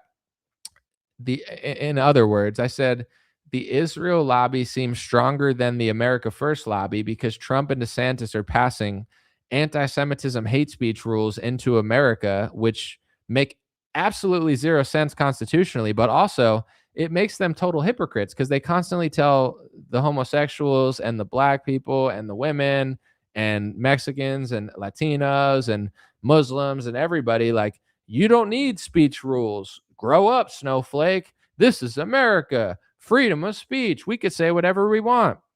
I agree. But not for Jews in Israel. But that logic that speech laws and speech rules don't work only exists for black people and homosexuals and women and Mexicans. But when it comes to Jews and Israelis and Israel, now speech laws work because Ron DeSantis and Trump took money from Zionists. I'm ahead of the curve because I learned, like, it was so obvious to me. I don't know. And if you listen to like any president ever, they all talked about this. There's a clip that I just saw of Nixon. I'll probably just load it up for you guys, right? Like people will act like, oh man, this is like something that like Joe Kent just made up. It's like, dude, every president literally like of the last 100 years like was openly talking about this stuff. They just don't put it on your Jeffrey Epstein box because, if they put it on your Jeffrey Epstein box, then you know everything that I know. So it's like, that's the television. I'm calling it the Jeffrey Epstein box from now on. All right, I'm going to load up this clip. There's also like, you could find a lot of reports of this, but let's play this clip of Nixon. First, let's listen to Trump talk about it, right? You don't even need to listen to Joe Kent. Here's Trump talking about it. My father would tell me the most powerful lobby that there is in this country is the Jewish lobby. It's the Israeli lobby.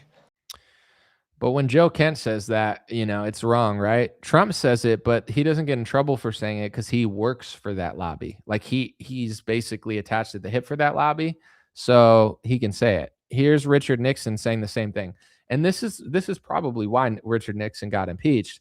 Richard Nixon, unlike Donald Trump, he knew that even though the American and Israeli lobby, or he called it the Jewish lobby, have similar interests most of the time, sometimes America and Israel are going to have different interests. And when America and Israel, the few times that we have different interests, the American president has to side with America.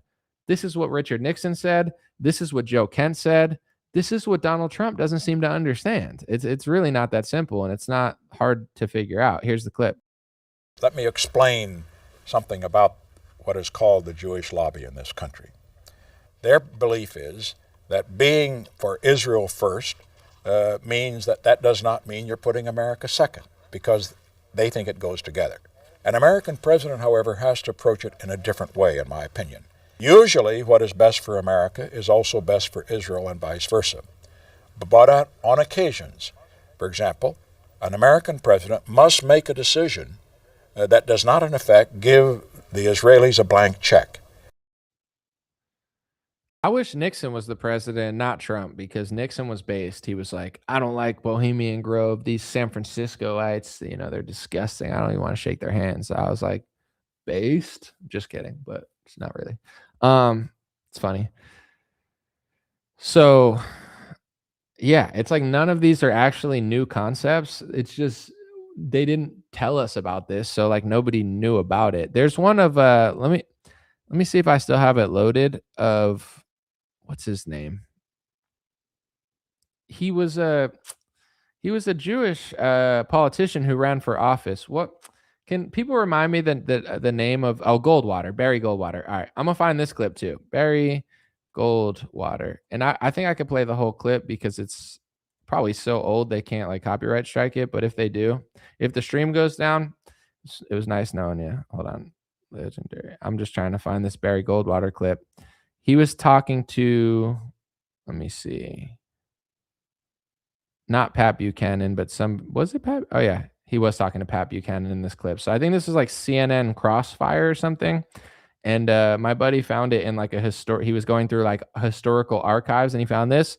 So this is Barry Goldwater, who I believe was Jewish or half Jewish or something, which he was, I'm guessing, a great American patriot. Based on what he was saying, he sounded super honest. Even Henry Kissinger. I mean, I'm not like a Henry Kissinger fan, but he also was like, has some comments too where he's like, dude, Israel's wild, like, but anyway, here's Barry Goldwater. Listen to what he says to Pat Buchanan. This is all historical. You see any big great men in the Congress today? Oh, there's a By and few. large, it's low grade stock. All they're interested in is getting reelected. When they hear a command from Israel, they jump, and as a result, we're losing friends. What do you mean? What do you mean? Hold it a second, Tom. What do you mean when they hear a command from Israel, they jump? Well, I think Israel probably has more effect on the Congress than any country in the world, and more effect probably than in some issues than America. Well, Senator, that reminds me, that hasn't been mentioned in this campaign. I know it. We've all watched, you've watched, Mr. Lance has watched, Pat, me, everybody has watched the Israeli soldiers beating up on Palestinians for the last 3 weeks. Is the Israeli dog, Israeli tail, wagging the American dog? Something's wagging the American dog. It might be the tail, it might be the leash. I don't know, but they certainly run this place. What do you think, very briefly, the United States policy should be toward Israel in the wake of what's going on? I think we ought to get real tough with them, withdraw all support, till they finally sit down. Withdraw the $3 billion in aid? Yes, if necessary. You have to remember that the PLO, in all the history of this world, have never had a piece of land that they could call their own. Palestinian people. That's right. Now, the Israelis say if you give them the land to call their own, the PLO will arrive, they'll put up the PLO flag, and they'll try to liberate all of Palestine, which means the end of the Jewish state if you do that. I don't believe that for 1 minute. I think the Jewish armed forces probably are stronger than any combination of countries in that part of the world. Do you share this view, Bert? Well, I think Senator Goldwater just put his finger right on an important point, that there has to be something done there in mutual recognition for mutual security, land for peace, whatever the conversation is. So that was Barry Goldwater. I don't know, decades ago, maybe in the 80s, 70s. I'm not 100% sure. Honestly, I could probably figure it out. 1988. So that's Barry Goldwater in 1988 saying Israel runs this place. I don't know how or what's going on, but clearly they control America and, you know, they do things against our interests. They make our allies hate us. We can't stop them with the Palestine stuff. None of this stuff is new. Like none of this stuff happened in 2020. It's the first time. It's been happening for decades upon decades upon decades. I guess what happened to Barry Goldwater? He ran for office in 1964 when he was younger and he lost. I would have voted for him, you know, but I don't know if I heard him talking like that. Yeah, that was 1988 when he was older, but he ran for office like decades before that and lost to Lyndon B. Johnson apparently. But yeah, it's like Joe Kent or Tucker Carlson says this, and people are like, "This is the most outlandish thing I've ever heard."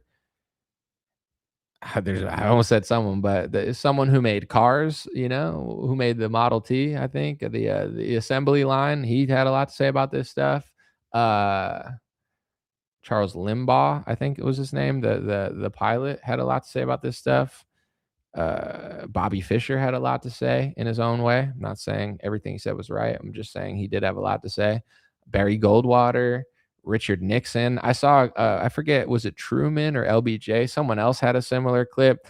The number one most famous evangelical in modern history was Billy Graham. Billy Graham went to the White House and said that they control our media and they're going to like throw our country down the drain. And Nixon said, yeah, I agree, but I can't ever tell anybody. That was on the Nixon tapes. You know how many evangelical Zionists are like, this is preposterous that Candace or Tucker said this thing. Billy Graham said the same thing 50 years ago. You all know Billy Graham. Every evangelical knows Billy Graham. Billy Graham is the most famous evangelical in the world of the 1900s. And his message to Nixon in the White House was on tape. They control our media, they control pornography, and they're going to push America down the drain. And Nixon said, yeah, I don't know what to do about it, though, or how to talk about it. None of this is new. So everything listen to the Joe Kent Tucker Carlson interview. It's fantastic. But, you know, he's saying it in a very moderate, friendly, reasonable way. Like, I love the way he talks and stuff. You could tell he's a team player. Like, he worked for the government. He worked in counterintelligence. Like, he was trying to do his job. And they told him no. He wanted to investigate Charlie's, the murder. They said, no worries. We got it covered. Don't look into that.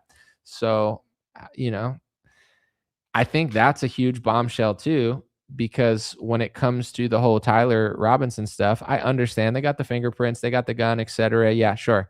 But a full investigation of like every angle of it, because like Joe Kent was saying, and I think like most Americans think as well, was he alone? You know, he talks about the Butler shooter as well, and it's like that guy was just a lone wolf. They said had no electronics, and then Tucker does a documentary and show he did have a digital footprint that they never really talked about that much. So it feels like our DOJ and FBI, they're more interested in covering up investigations than they are actually conducting investigations. And you know, as Joe Kent said in the Tucker interview, he said, if the case is so cut and dry, then like, how would me looking into foreign ties like bother it? Are we sure? You know, let's just say it's 100% Tyler Robinson. They have all the evidence in the world. Why not look a little further and make sure he was acting alone? I find it really hard to believe that personally, that just one kid, lone guy did this and pulled all that off by himself. It's possible. It's definitely possible, but why? I'd feel better about it if they let someone like Joe Kent look into other leads and try to see if any connected, but they told him not to. So I think Joe Kent probably realizes, and I don't know Joe Kent, and I've never met him, and I don't know his true character and his true spirit. Only the Lord knows that. But what I can say is Joe Kent's wife died in the Middle East by ISIS. Joe Kent put his life on the line for the U.S. government, and he's probably willing to put his life. I don't think he thinks anything's going to happen to him, but at a certain point, are you a patriot or are you not? If you're a patriot, you have to be willing to risk it all for your country. Our soldiers do that. They know when they sign up that they might die overseas, and it's scary, and they don't want to die, and most of them don't think they're going to die because they're not.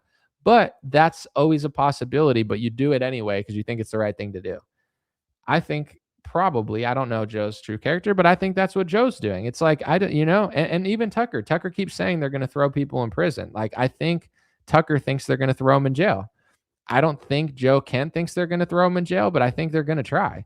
And I don't think Joe Kent deserves to go to jail. I don't think he wants to go to jail. And hopefully he doesn't go to jail. But I think Joe Kent and Tucker know that, this is what they do to people who try to, stop their whatever they're doing. So I really think what Joe's doing is extraordinarily honorable. And I'm disgusted, saddened to see so many people just like saying talking points without listening to them. Listen to the interview. 2 hours at any point, if you're doing anything else that you could double task, that's when I like to listen to long things to double task.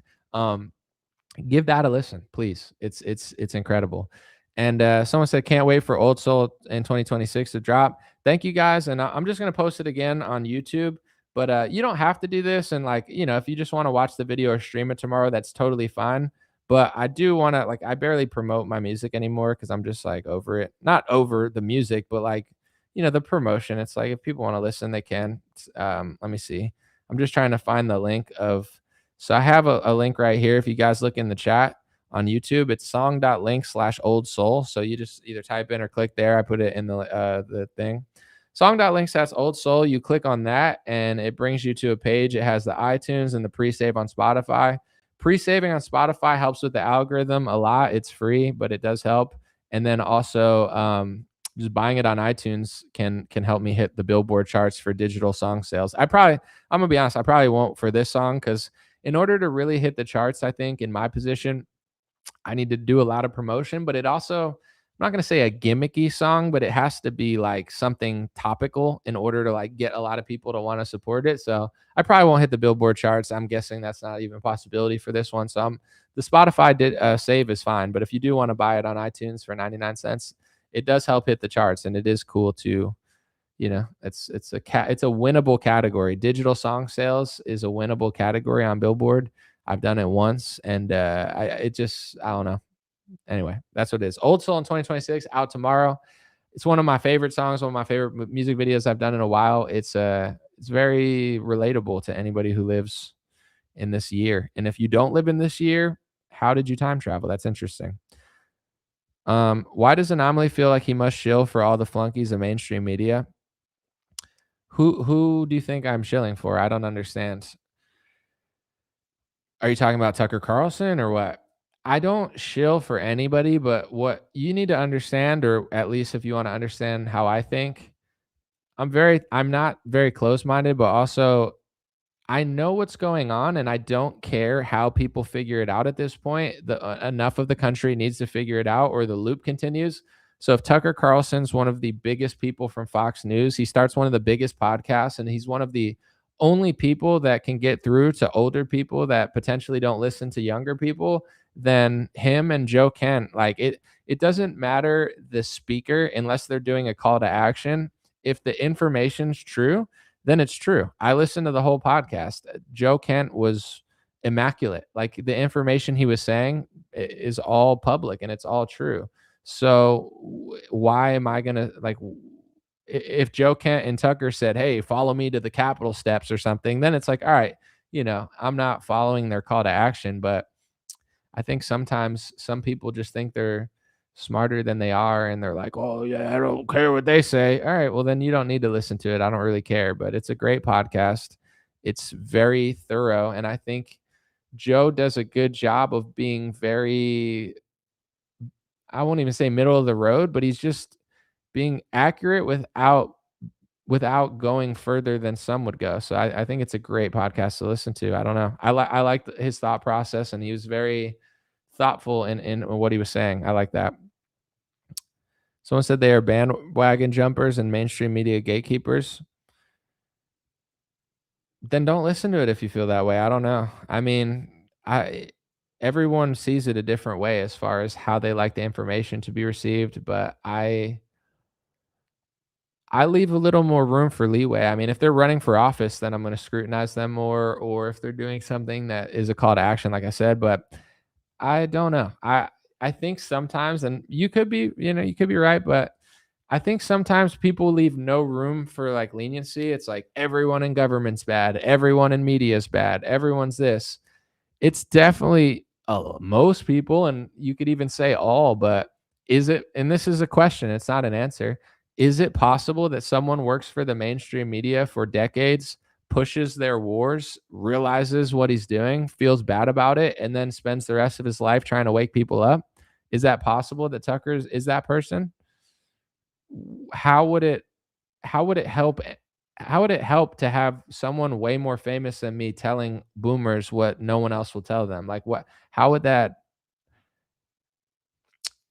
benefit the establishment? Like he's I know what's true. I know what's going on, and when I listen to these podcasts, like it's not like the entire thing I agree with, but it's just gems and gems and nuggets. Like what is it? McGregor, when Tucker Carlson talks to McGregor, what's wrong with that podcast? Someone said they're laughing at you. I mean, you're assuming a lot of things. See, I'm being more thoughtful. You're just assuming. Let me give another example. There's someone that I know that at some point, I'm not taking full credit for it because it's not true, but I inspired to wake up to some extent. Tucker had them on his podcast. Should I be mad at Tucker Carlson for having on somebody that I know is authentic, that literally will admit that you were the one who showed me a lot of this stuff, or at least not like privately, but my show, you know what I'm saying? I'm doing these podcasts. So now they go on Tucker and reach 10 million people, 20 million people. Is that bad? Is Tucker a gatekeeper for having on not controlled people who were inspired by my reporting to tell the world the truth? Like if you want to think that way, you can, but you could be wrong. Who would want to be played by Tucker? If you're not putting your entire faith into somebody, then you're not getting played. Like I disagreed with Tucker, how he handled the Nick Fuentes thing for a little bit, not because I agree with everything that Nick says, but like their whole back and forth, I didn't agree with necessarily what Tucker was saying at first. But I don't know. He figured it out, or he had him on the show, and then they talked, and then everybody got mad at them together. So I don't know. I don't see it that way. Someone said, is your ambition to be a barnacle on the ship of fools? No offense, side girl, but I feel like your ego is just a little big. Like you're like, you're making all these statements that no one's saying. You're like, you want to be a barnacle on someone's ship? No, I'm not a barnacle. So it's like you're probably arrogant and egotistical and think you're smarter than you are. I'm sure you're smart, but it's like, I don't need to call you a barnacle on someone's ship of fools in order to like feel good about myself, but you're watching my show. I'm not watching you. I'm giving you attention because it's interesting to me, but it's like you're watching my show every day and then like trying to like send out like veiled disses and stuff. Like, I'm someone smarter than you. I'm a truther. I know more. Okay. I'm sure you're doing so much. You're the best. You're so much smarter than everybody. Whatever. Let's move on. Someone said Megan renaming Levin micro PP is hilarious. I'm not going to say the full P word. We're going to be like beep beep. I saw a link where someone called him a micro PP, and then he called someone else a banana, and it's like a banana is actually big though. So it's like someone's like, you have a small PP, and he's like, well, you have a big one. It's like, all right, bro, that's kind of a weird comeback, but okay. Like that's one way to fight cyberbullying is like, you're weak. You have no muscles. Oh yeah. Well, you're strong and look like Arnold Schwarzenegger in his prime. Okay. Thank you. You didn't say it to me. I'm just saying. Someone said, nah, you're right on the mark. Thank you, Keener. Appreciate you. Everyone has their own path. You follow your own. Yeah, I get it. I find that I can't speak for everybody, but I know for myself, I was able to scale and reach more people than I've ever imagined. But it came through understanding human psychology. Like when you think you're a know-it-all, it's funny too, because people are like, you're such a know-it-all. And it's like, if I really acted that way, no one would listen to me. But in order to reach new people, you have to understand that everyone's not at the level you're at, and everyone takes different information different ways. So even if you don't like somebody or trust somebody, that's completely understandable in this world. But you have to be humble enough to realize maybe that person needs to hear it that way. Maybe that person needs to hear it that way. Maybe even though I don't trust that person, he's woken up a million people who needed to hear it from that type of authority or that type of person. And that's what, when you're confident enough to be ambitious, but humble enough to know that you're not the center of the universe, that's when you really affect the most people. Like some of my videos that got 20 million views, 30 million views, they never would have got that many views if I didn't understand how to talk to people. I wasn't like, screw you, I'm better than you, you're a gatekeeper. It's like, that doesn't really work. I was more like thoughtful in my approach, where I was like, okay, I know how to talk to people who agree with me, but how do I get people who disagree with me to agree? You can never please everybody, of course, but at the same time, I think there's definitely a way to, have the message resonate more. But sometimes I just don't care, similar to like probably some people in the comments. Like sometimes I'm just like, I'm not looking for more people to agree with me right now. I'm just going to say it and then it'll age well. So I go through phases. Sometimes I'm really trying to reach a lot of people. Other times I'm like, this one's for me and the people who want to listen. Someone said my nickname is Barnacles. Someone said the guy is a rotten, spoiled heir to a TV dinner fortune. Yeah, I know he's the heir to the Swanson fortune and stuff, but I like Tucker. I understand people don't, but I like him. This is one thing I don't do, and it's not that like, I trust everybody or anything, but I don't hold something against somebody based on how they were born. If you were born black or white or Jewish or Asian or Hispanic, I'm not going to judge you based off of your genetics of what you couldn't control. I didn't ask to come out looking like this. You didn't ask to come out. Like nobody asked for, like they just got it. Right. Which is fine. But I would never hold that against somebody.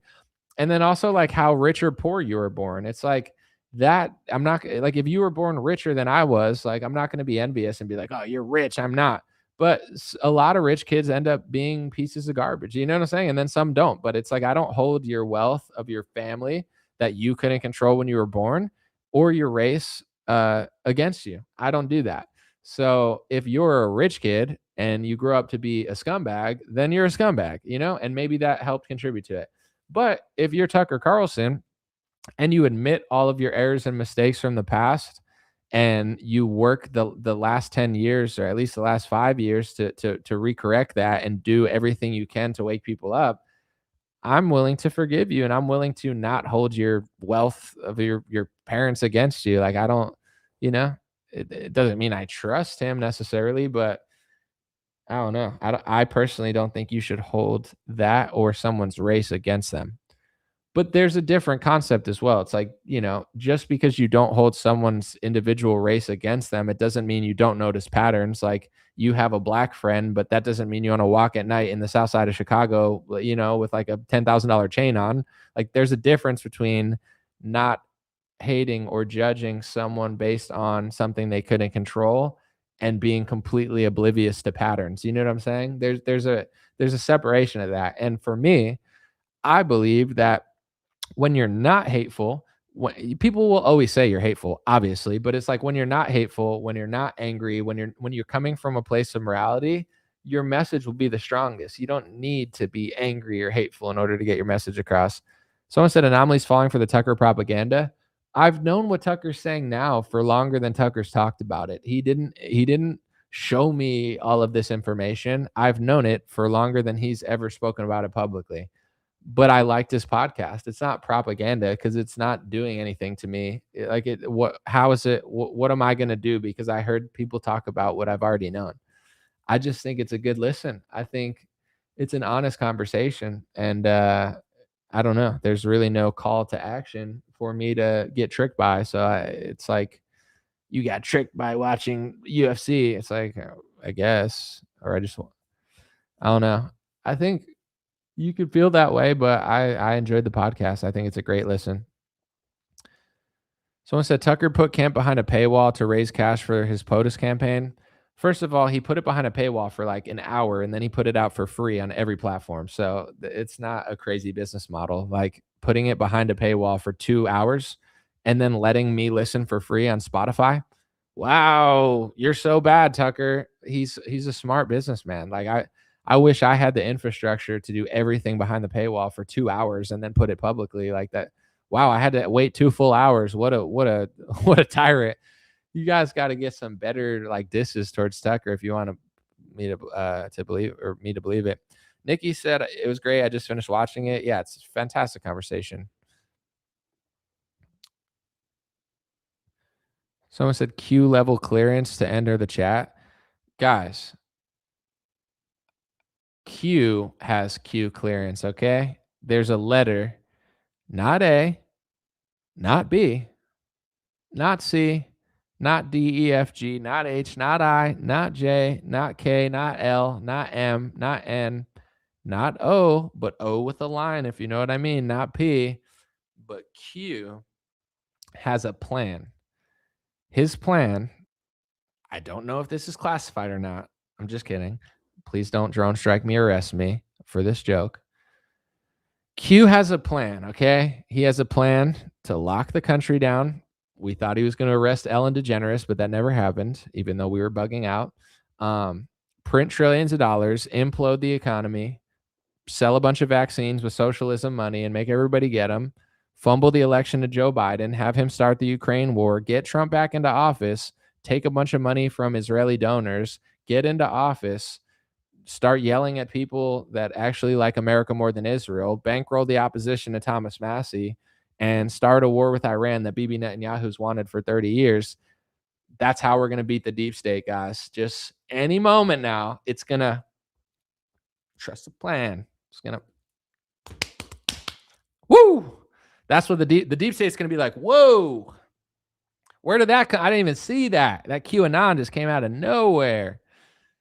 It's like all the people that, it's like, trust Jeff Sessions. Trust Jeff Sessions. Trust Jeff Sessions? Why do you trust Jeff Sessions? Dude, you don't even know. A message board told me to. A message board told you to trust Jeff Sessions. What message board? 4chan. The place where everybody just talks shit in a circle and anyone can anonymously pretend to be anyone? Yeah, that one. So now you trust Jeff Sessions. Oh yeah. Just wait. Wait for what? We got to trust Bill Barr too. You have to trust Bill Barr, the guy whose father worked with Jeffrey Epstein, who was overseeing our department when Jeffrey Epstein mysteriously disappeared and didn't do anything about it. Yeah. Trust Bill Barr. Why do you trust Bill Barr? Bro, the Q. The letter Q told you to trust Bill. What letter Q? Where did Q tell you this? On the message board. The Q told me this on the message board to trust Bill Barr. All right. That's an interesting one. But we're in a lockdown. I mean, they're locking the whole country down. Isn't this like bad? Every conspiracy theorist ever said this was going to happen, and it's a bad thing, right? Like the government locking us all in our houses for Big Pharma. No, Q told me the thing. What do you mean? What did Q tell you? Q told me that this, like, we need martial law. Wait, but we always thought martial law was bad. Now it's good? Well, yeah, because the plan. What's the plan? Well, look at Europe. The troops are there. What does that mean? The troops are always in Europe. It means we're going to arrest all the pedophiles in Europe. It's like, no. Why does that mean that? Come on, dude. Q. Ellen DeGeneres, Chrissy Teigen. Come on. Are you not following? Did you not see the Q mark with the 0574 at 3:30 last year? Did you not research all the codes? Like, what do you don't know this stuff? I'm so smarter than you, dude. Why do you not know this stuff? So you're pro-government lockdown. Yeah. And if you're not, you're working for Chrissy Teigen. All right, dude. And then 3 months later, they're like, oh, wait, lockdowns are bad, but we never thought they were good anyway. I was like, holy crap, bro. Like, people got so brainwashed. It's nuts. Q level clearance is the highest military clearance. Okay, so they post to you on 4chan in order to control what you think? Yeah, it'd be Q level clearance. Okay. So let's just say Q level clearance is the highest. So someone who posts a Q and pretends to be someone on a message board means that they're doing it. Let's just say they actually are the government, right? The intelligence community, they have top clearance. You're getting your narrative from the government. How do you know that this is a good person in the government? It's like, what if like Anthony Blinken or, like the CIA director Burns had like a 4chan account?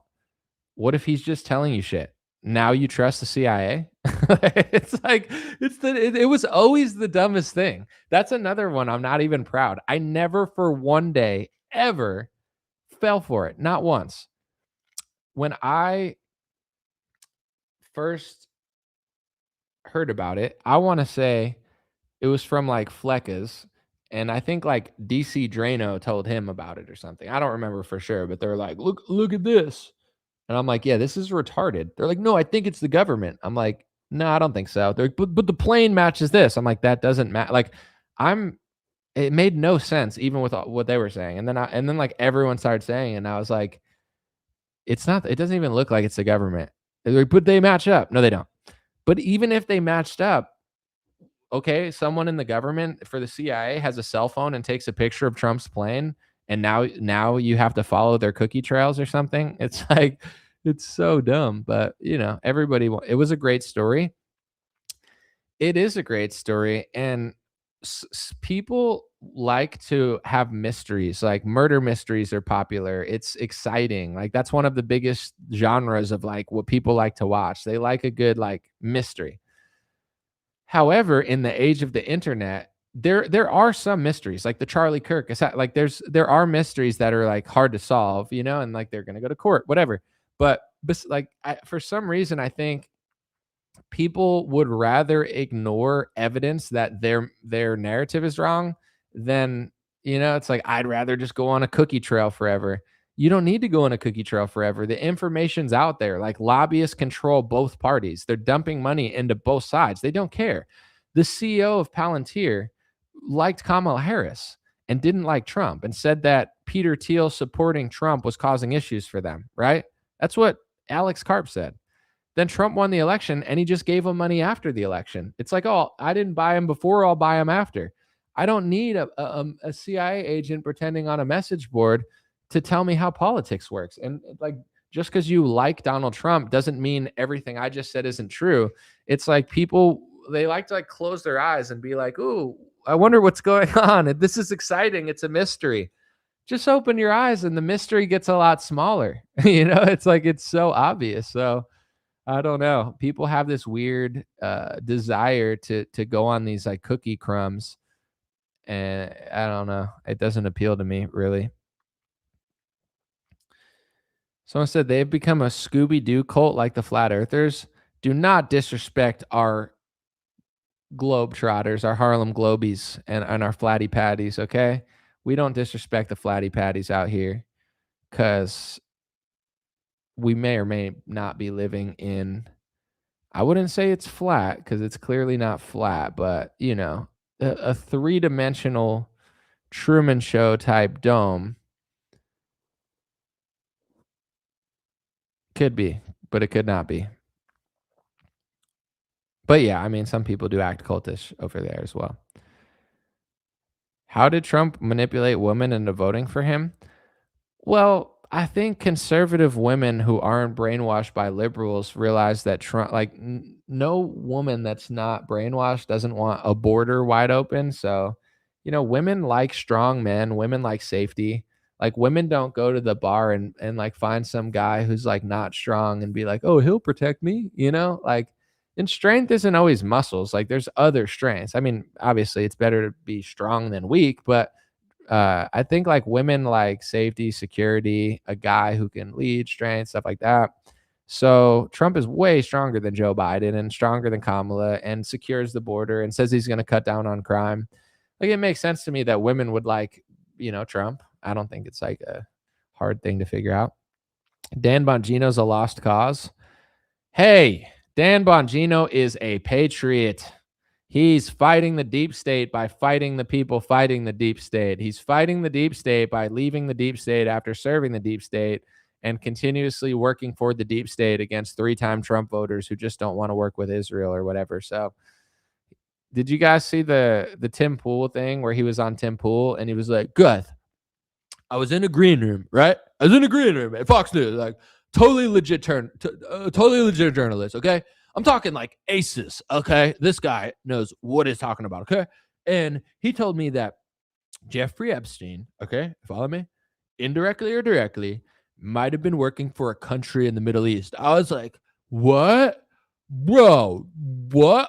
A country in the Middle East? Like, no way. And then I was like, I wonder what country in the Middle East he's talking about. And he told me, like, bro, his plane and his island, it's all cameras going back to a country in the Middle East. And like, bro, aces. I'm like, this guy, trust me, dude, like aces, just right down the middle. And I was like, what? Jeffrey Epstein working Middle East? Bro, what? Oh, no way, bro. No, like Qatar? Maybe Afghanistan? Maybe Israel. I don't know. Maybe. I mean, Jeffrey Epstein, Ghislaine Maxwell. It's like Jimmy Chen and Jung Lee work for someone in Asia. Could it be China or Germany? It's like fucking, dude. It's unreal. It's like weird. It's like, dude, Jesus Aguilar and, Bonifacio Lopez, no, not Mexico, France, Russia? Jesus Lopez. Yeah, he just works for Russia. Yeah, it's possible. Probably Mexico though, but Jeffrey Epstein, Ghislaine Mac. Dude, there's a big conspiracy going on, dude. It's like Jeffrey Epstein, Ghislaine Maxwell, donors for both parties: George Soros, Miriam Adelson, Zelensky, his bankroller Kolomoisky, Larry Fink of BlackRock, who's going to go rebuild the entire nation. Oh, what do they all have in common? Iran? Iran? Zelensky's working for South Dakota?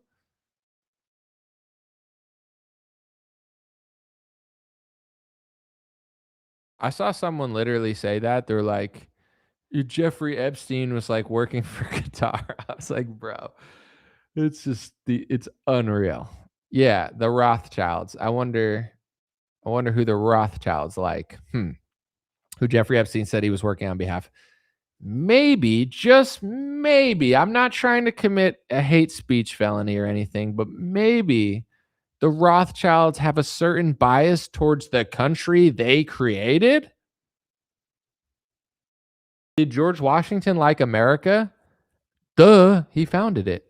The Rothschilds like Israel. They were given Israel through the Balfour Declaration. They created the modern state of Israel. Why would they not like Israel? So if you have Jeffrey Epstein of Israeli Jewish descent, well, maybe not Israeli, but Jewish descent, working with Ghislaine Maxwell, who's Jewish, saying that they're representing the Rothschilds and calling people cattle and goy in emails.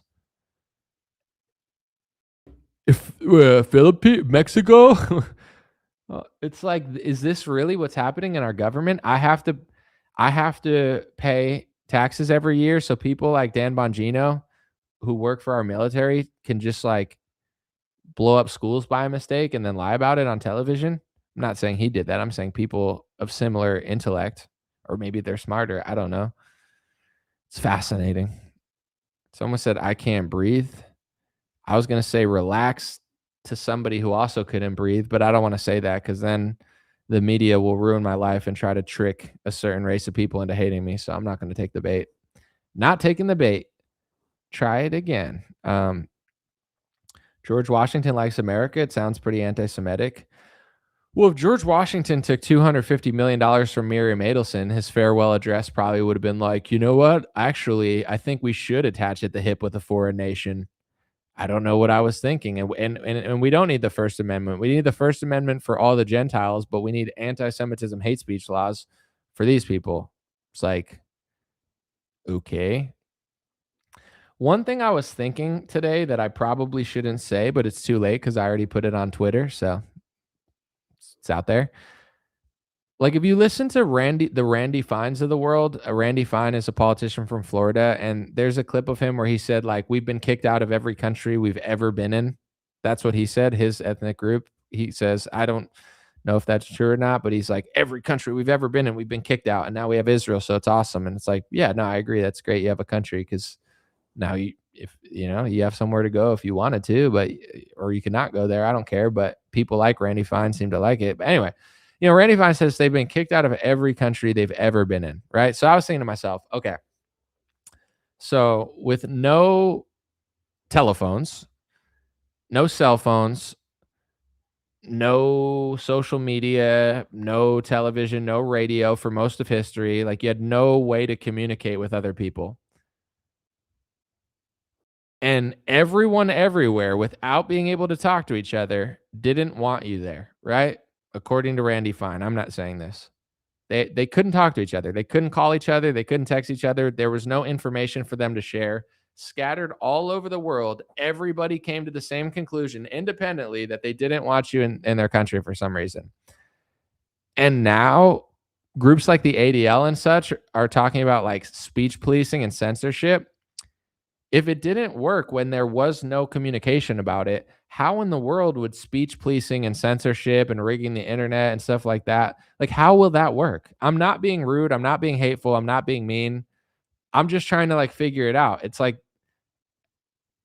there was no communication back then, yet everybody felt that way. Now in the modern era, we need to police speech. How is that going to solve it? And I want to say this too, because I don't know about history. I didn't grow up in the freaking thousands and 2000s. I did grow up in the 2000s, 1700s, 1600s. You get it. Pre 1000. All those eras. I have no idea what happened then. Can we talk about our era now and try to figure out why most of the world is disgusted by one country? Because I could figure it out. I lived in this era. In this era, my entire life, I had nothing but pleasant experiences with Jewish people. I didn't even really think about Israel, to be honest. The most I thought about Israel was, oh, my Jewish friend goes to Israel. They give you like a free trip, and like all my Jewish friends who went to Israel were like, dude, it was awesome. I got to party. They showed me how cool like Israel is. That's the only thing I knew about Israel. I was like, oh, all my cool Jewish friends fly to Israel and have a great time in Israel. And I can't even think of like one Jewish person I grew up with that I didn't like. I'm just being honest. Like, one of my best friends was Jewish and his family was amazing. His mom was super nice to me. They took me on family vacations. I never thought a bad thing about that country at all. And then I entered politics and I just realized they were passing speech laws. Literally, that's it. And I was like, I don't agree with these speech laws. And then they're like, you hate Jews. You're an anti-Semite. You hate Israel. You hate Jews. You hate anti-Semites, blah, blah, blah. And I was like, wow, what? And then I started doing my research because I was like, someone called me an anti-Semite for asking if it was a race or a religion because I couldn't figure it out. Anti-Semite, anti-Semite. So I was like, all right, well, now I got to figure out if it's a race or a religion. And I'm like, oh, it's kind of both. Like Seth Rogen is racially Jewish, but he's not religious. Ben Shapiro is racially Jewish and religiously Jewish. So then I just started getting curious about it because I was just being called an anti-Semite. And then fast forward, I kind of forgot about it for a little while because I was dealing with the COVID stuff. And then, it just continuously becomes something to talk about because of all that stuff. And then, October 7th happens and they said that paragliders flew across the border and massacred thousands of people. And then reports came out about the Hannibal Initiative, but you're not supposed to talk about that for some reason. But anyway, that horrible, horrific tragedy that I would never say isn't a tragedy. It is a tragedy, but I would like to, just like anything, investigate into what actually happened that day. But I guess you're not allowed to do that, but whatever. Let's just believe everything that they ever say. Sure. Yes. Tragedy, horrible, horrific. I agree. Then they just started blowing up tens of thousands of people and hundreds of journalists. So it's like, with no communication with the past, I have no idea what other people thought like 1,000 years ago about people. But in my generation, to me, it feels like, and most people my age, it feels like that country is causing a lot of issues because they're lobbying our entire government, but you're not allowed to talk about it, controlling a lot of our media, but you're not allowed to talk about it. It's not my opinion, it's a fact. Nixon talked about the Jewish lobby and the Israeli lobby. Trump talks about the Jewish Israeli lobby. Every president ever talked about it. Tucker's talking about it. Joe Kent's talking about it. Dan Bilzerian's talking about it, albeit, in an aggressive manner to some. It's like, how could you not? Like, so all I'm saying is, like, I don't know what happened in the past, like 2,000 years ago or 1,500 years ago to people. But now I could see what's going on. And now it seems like one country wants zero accountability. They don't want anyone to talk about them, and they want to treat everybody like shit and use everybody and bomb whoever they want and not have you talk about it. That's not a good way to get people to like you. So were you doing that 1,500 years ago? Were you doing that in the times of Jesus when he talked against you and then got killed? And then you said his original followers were anti-Semites. Have you always been doing this to everybody you've ever talked to? Because that feels like a way to not get people to like you. Like, on a personal level, with real people that aren't working for the Israeli government, they're all really friendly and nice. And just like every group, it's like you got people you like and people you don't like. There's Italians that you like. There's Italians you don't like. There's black people you like. There's black people you don't like. There's other people besides Italians from Europe that you like, people you don't like. Everybody's got their quirks. Every race has their stereotype. Every race has people you like and don't like. But for some reason with like the Israeli government, it's just like, they have a huge lobby. You can't talk about it. They do the most egregious things. They never want to admit to anything that they're ever doing ever. And it's just the entire world who's hateful. It's not them doing anything wrong. It's like, yeah, that there's no way that's going to work. And I've said this before, but I think it's an important point. I don't think it's going to work for Israel. I really don't. I just think it's like a bad strategy. I think it's good having a country, but I think it's bad treating people that way. I don't personally believe it works over time. And maybe they disagree and maybe they're right, maybe they're wrong. I don't know how things work, but that's not my morals. That's not my American morals. That's not my Christian morals. That's not the morals I grew up with my family, who is third or fourth generation American, who mostly came from Europe.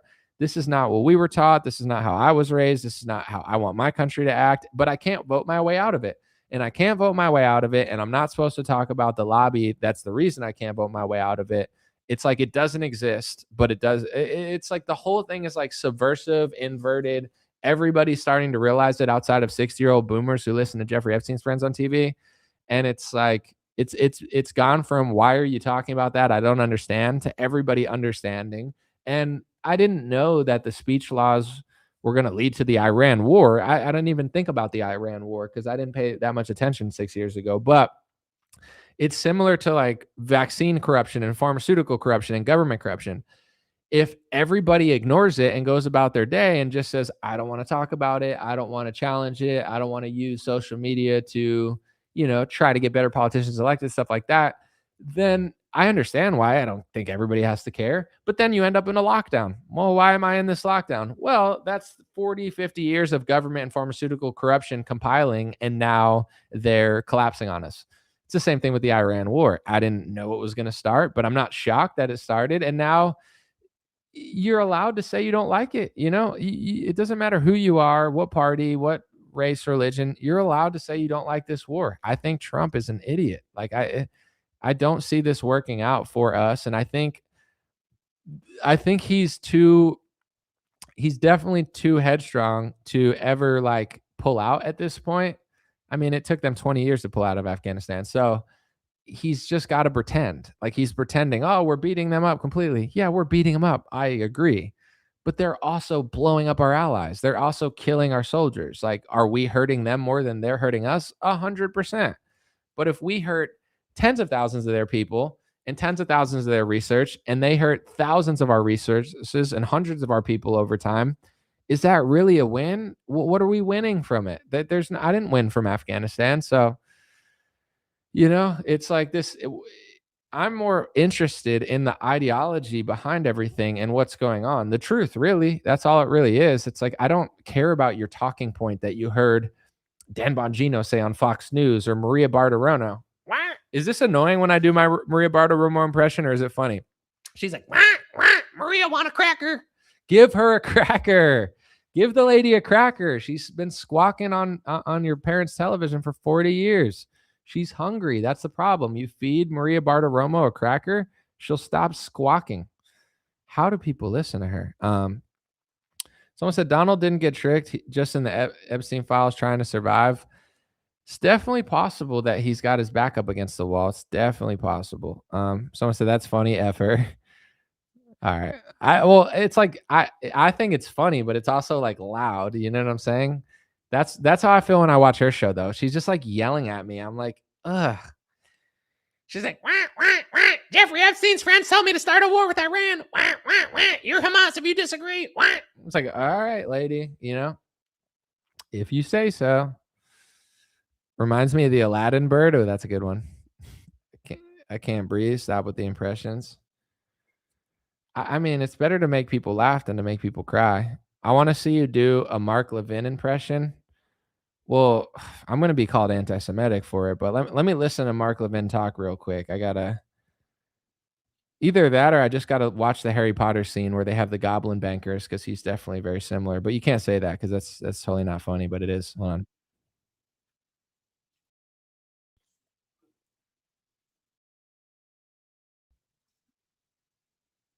I gotta work on a Mark Levin. I don't listen to him enough to know, but he's like, he starts really like slow and then he starts yelling, you know, he's like, I don't even have one. I don't want to ruin it. I'm on fire now, so I don't want to blow it with a bad Mark Levin. He's like, the president of the United States, and then he just like gets heated. Like, what the? He just like blows up out of nowhere. He's like, so the president of the United States says to do something, and you, Tucker Carlson, want to disagree. He's like, you're a Jew hater, a Nazi, and a bigot. All right, dude, relax. You're gonna wake the neighbors up.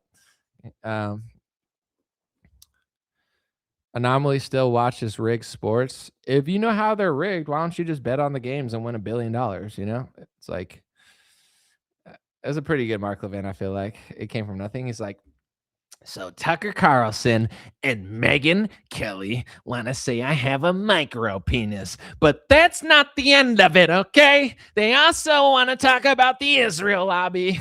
The Israel lobby? You sound like a certain man from 100 years ago. Anyway, back to your pharmaceutical ads in the commercials. Hey, are you fat and do you not want to work out and eat good? Are you lazy? Here's Bloblempic. Bloblempic is a new drug where you basically vaccinate yourself once daily, and in order to lose fat by being fat and lazy, you just inject yourself, and it may or may not cause bone damage, liver damage, or kidney failure. You might die. You might blow up. Your entire intestine might blow up. Your liver might fall out, and your leg might die. But you don't have to work out. Ozempic. Bloblempic. I mean, I gotta make a parody of it. I don't want to get sued. Back to Mark Levin. Hey, boomers. Megyn Kelly's a Nazi. Megyn Kelly? Really? To me, she just looks like I don't. I've done enough. I said enough. She looks like a woman that. Let's go to the next comment. Someone said, full transparency, I'm biased to liking Anam because he's a Knicks fan. Well, they're finally good again. They've been bad forever, so, you know.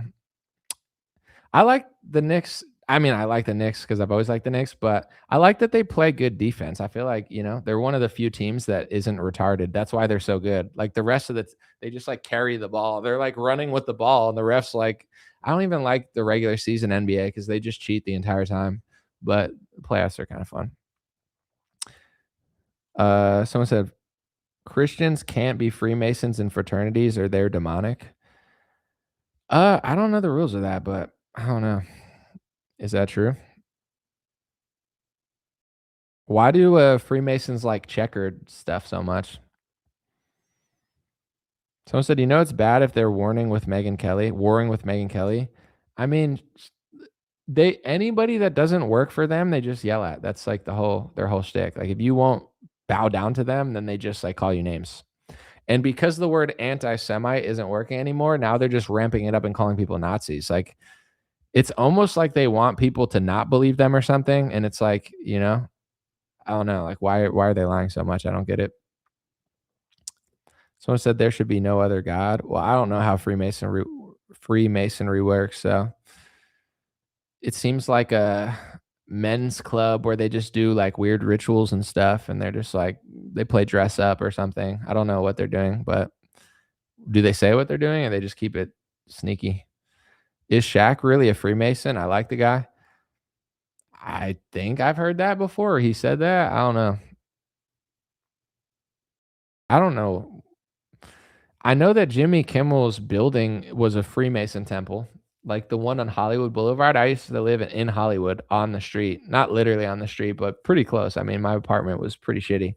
And Jimmy Kimmel's building is a giant Freemason temple, and it says Freemasons build their temples among the nations and in the heart of men.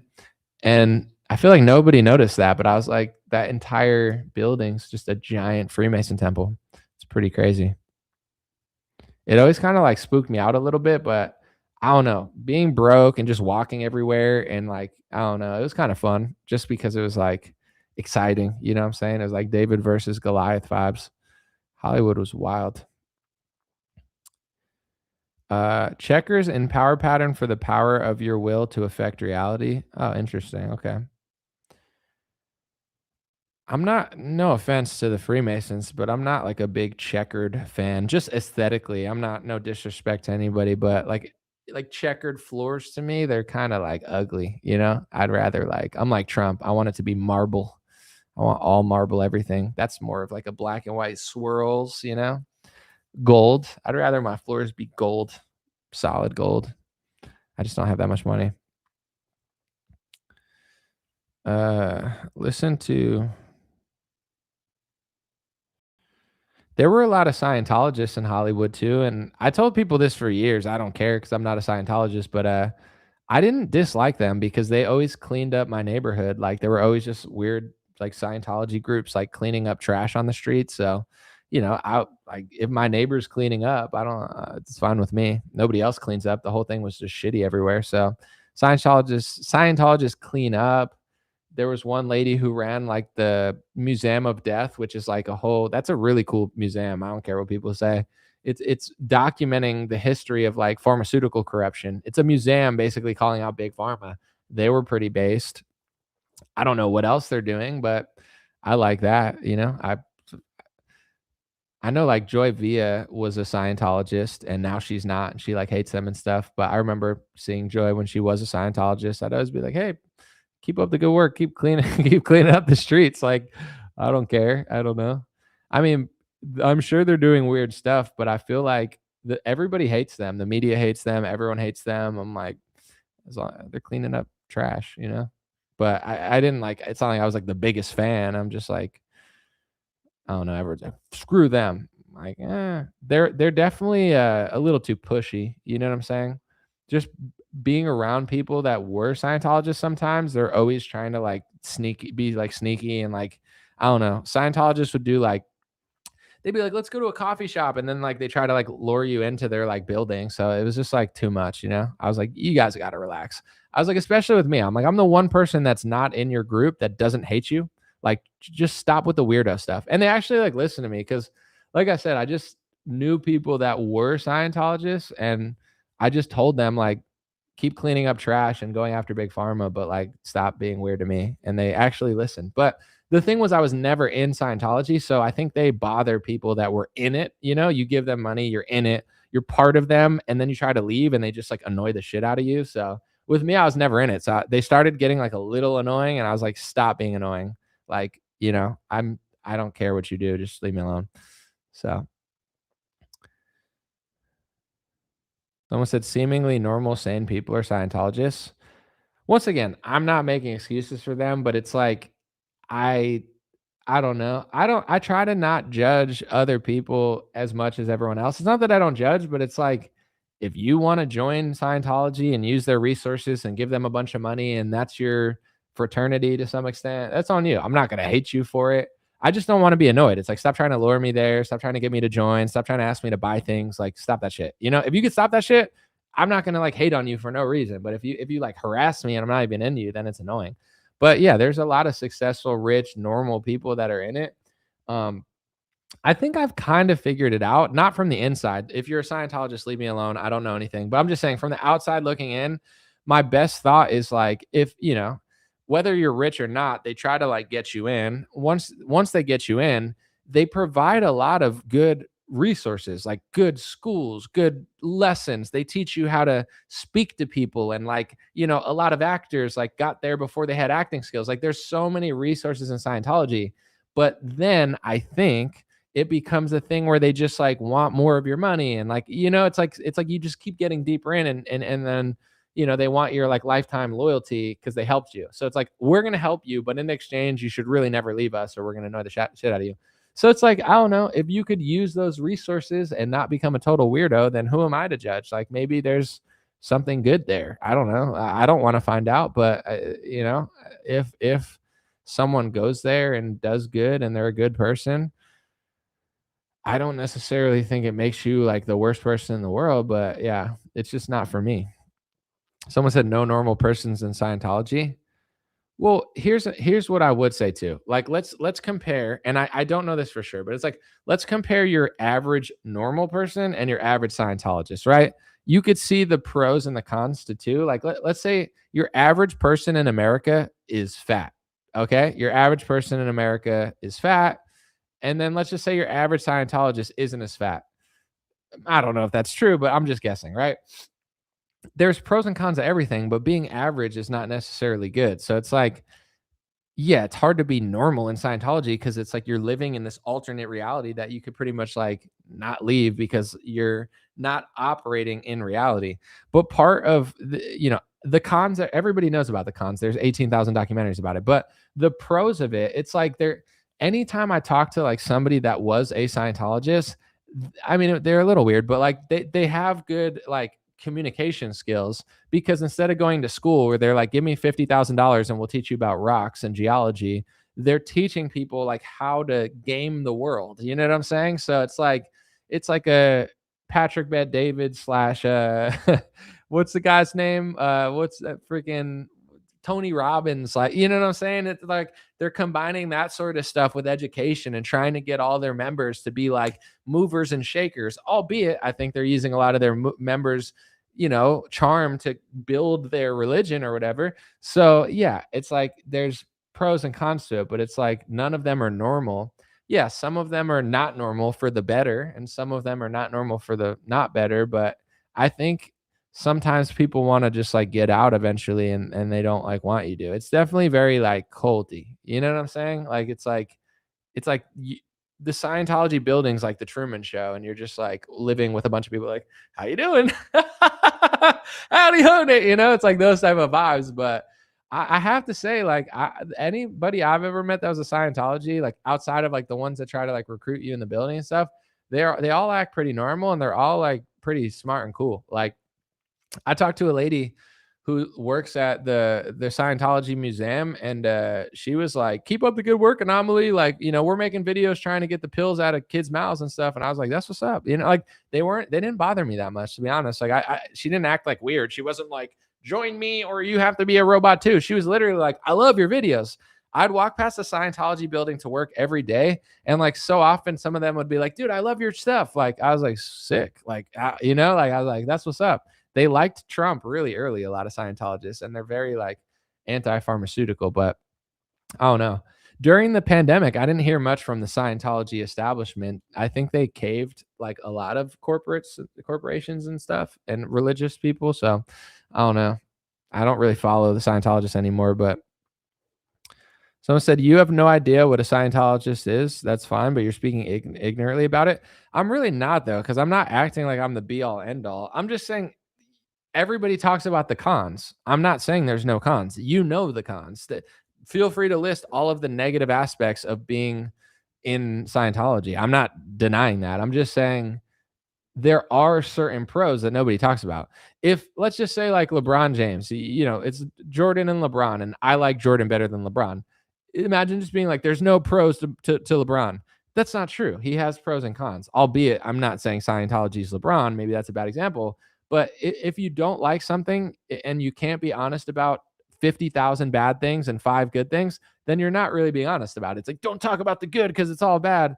Yeah, maybe, but I don't know. I think there's a lot of value there that you can take, but it's like Hotel California. You could never leave. You know what I'm saying? Like, here's the value. You can come get it, but then you're like attached to them forever to some extent, or they want you to be. So it is what it is. My wife knows Anomaly's voice as well as mine. She rolls her eyes. Well, Kirk, I appreciate you, and thank you to your wife for liking Kirk and allowing him to listen to our show. We appreciate Kirk here. So, a Kirkless show just doesn't feel right anymore. So appreciate you. Tom Cruise has aura? Yeah, of course. Like, I liked when he was like jumping on the couch. He was like, yay, I'm so happy. I love life. I was like, all right, bro. Okay. This dude likes Kate Holmes or whoever he was dating. He's like, woo, woo. Oprah's like, relax, white boy. No, I'm just kidding. She didn't say that. She's like, relax, honky. He's like, what did you call me? No, I don't know why I made that a whole thing in my head, but it's funnier than what actually happened. But yeah, he like jumped on the couch. Anyway, let's get back to it. Glenn Beck is a Mormon. I don't care. Like, whether Glenn Beck was a Mormon or a Scientologist or atheist, like, I just feel like he's a retard. So it's like, if Glenn Beck was cool and a Mormon, then I'd be like, oh, he's cool. If he was cool and a Scientologist, I'd be cool. But Glenn Beck is like, he's like, what can I do for Israel? Relax, Gentile. Relax, bro. There's only so much you can do. He's like, I want a passport. He's like, BB, I'm a Mormon, but can I please have a passport to Israel? No, Gentile. No passport for you. You can have a passport to Utah. Go to Utah, Glenn Beck. They don't want you there. I mean, you could visit, but it's like, he's like, can I please have dual citizenship? I would love that. Go to Utah with your people, Glenn. Relax, bro. You don't even need a passport to go to Utah. Your passport covers it. You just need a real ID from Christy Noam. He's such a clown. It's like, I'm sure there's way cooler Mormons, but just not that guy.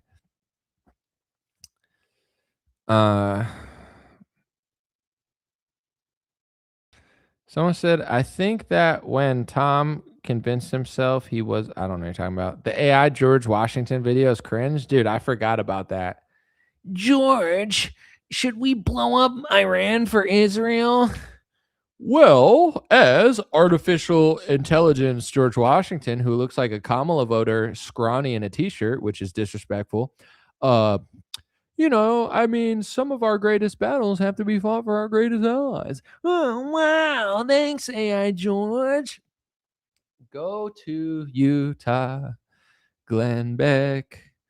Go hang out with the Mormons, not with the Israelis. No, I'm just kidding. He can hang out with who he wants. But have you seen the video of him like begging for a passport? It's like pathetic. Let me see if I can find it. It's just like, dude, let me see. Glenn Beck, Israeli passport. It's humiliating. I understand the Israelis when they look at him and they're like, ew, why is he doing that? Oh, yeah, here. Oh, my gosh. I found the clip. Hold on. Hopefully there's nothing wrong with this clip because I don't have time to watch the whole thing. But, I'm always like paranoid of like uploading a clip and then there's like some other clip in it or something. And then I get like set up. But, all right. So I found it on Twitter.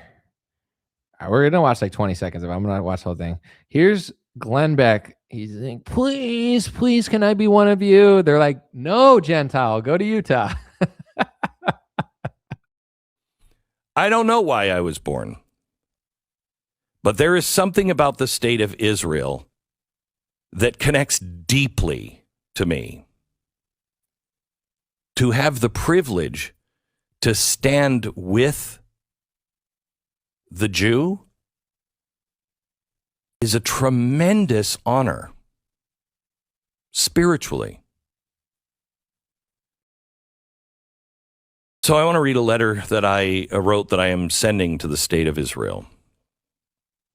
All right, I gotta chop it up into clips because I don't want to get copyright stricken. I'm doing all this while I'm live, by the way, too. All right, let me chop up this clip where it was. He's like, dude, he's so funny. All right, let's see. All right, I'm just gonna keep trimming this clip. I like, part of me doesn't want to get the copyright strike, but I'm ready to risk it all. I need to see the rest of this. Hold on.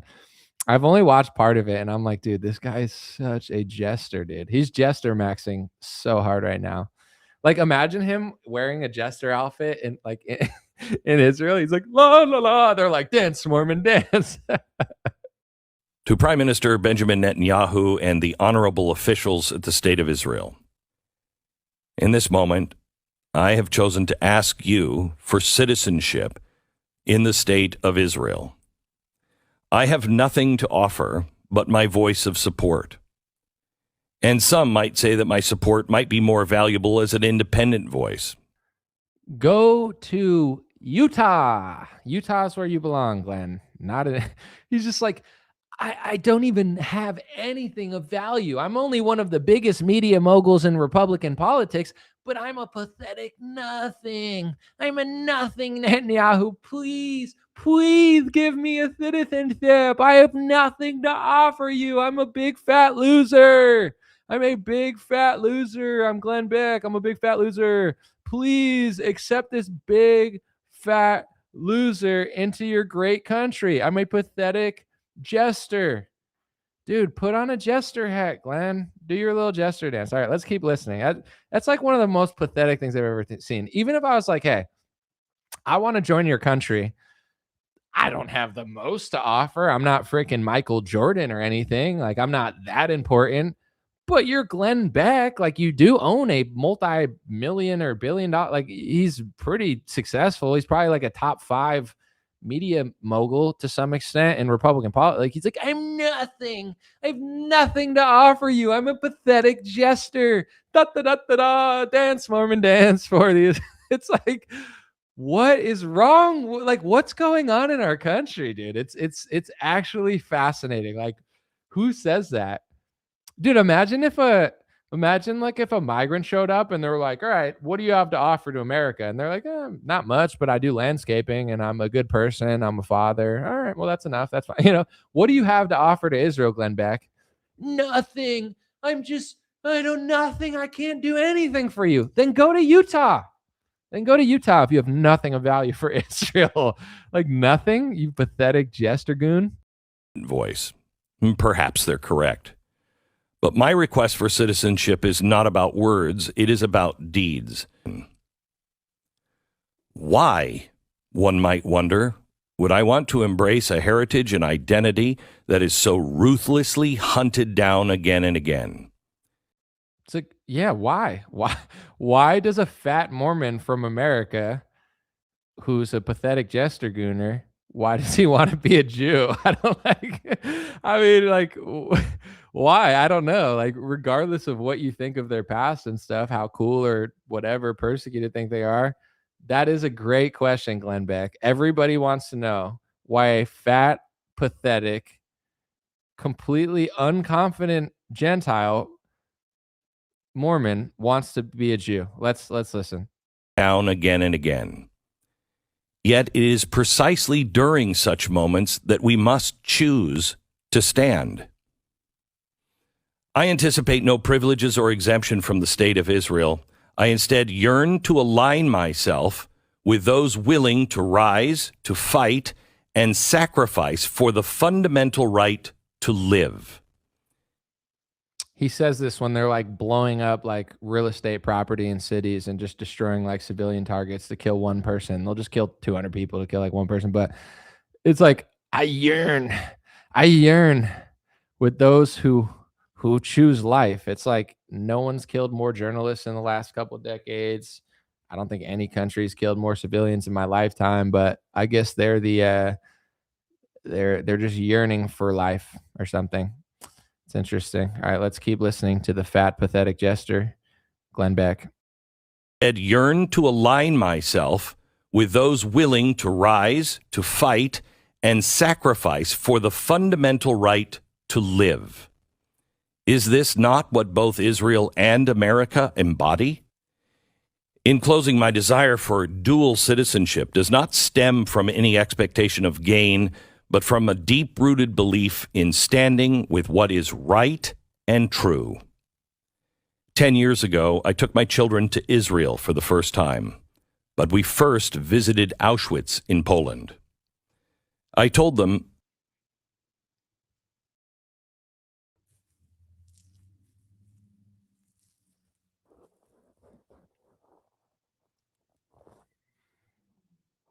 Give them a citizenship. Why not? Give them a citizenship. We'll deport them. Lindsey Graham can go too. And then we'll just keep it moving. But I mean, he's groveling harder than I've ever seen in my life. He's like, I have nothing to give you. I have nothing. Glenn Beck says, I have nothing for you. I'm a pathetic, fat, unconfident jester. I have nothing for you. Please accept my disgusting carcass. Please, I'm a cow. I'm a jester cow. He's jester cow maxing. He's a jester cow begging. He's a heifer. He's just not the red heifer they need to sacrifice in order for Armageddon, but he's a white heifer who just wants his dual citizenship so he can be another dual citizen. That's what we need in this country, more dual citizens in media. We don't have enough in media and politics. We need more. Why not just make it mandatory to get a dual citizenship? This way, nobody has loyalty to America. That would be fire. I don't know why I was born, but there is something about the state of Israel that connects deeply to me. To have the privilege to stand with the Jew is a tremendous honor. Wait. That's not the right clip. Hold on. This is the one where he's... To Prime Minister Benjamin Netanyahu and the honorable officials at the State of Israel.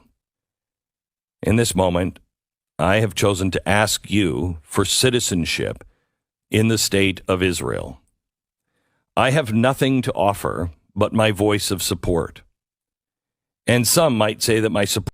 He has nothing to offer. Nothing. He kind of looked a little red there if you look. I know they want to sacrifice a red heifer to start Armageddon. He does look a little red, look. To Prime Minister Benjamin Netanyahu. You should take him. He might be the red heifer you guys have been looking for with the proper hair. So, I don't know. It could be worth it. It's fascinating. Yeah, that's what we need, Glenn. More dual passports and dual citizens in media, bro, because there's just not enough. Like, could you imagine? Like, okay, this is what people don't understand too. Like, think of any country. Everybody name a random country in America, whatever country you think is the funniest. And I'm going to go through like a few of the countries and just do what he did. And then think about the reaction from like everybody if I did that with any country, right? Okay, let's get some countries named here. It's going to be a fun time. I'll go through them. Big, small, America, Africa, Middle East. Well, not America. That's a country that we live in, but you get it. North America, South America, you get it.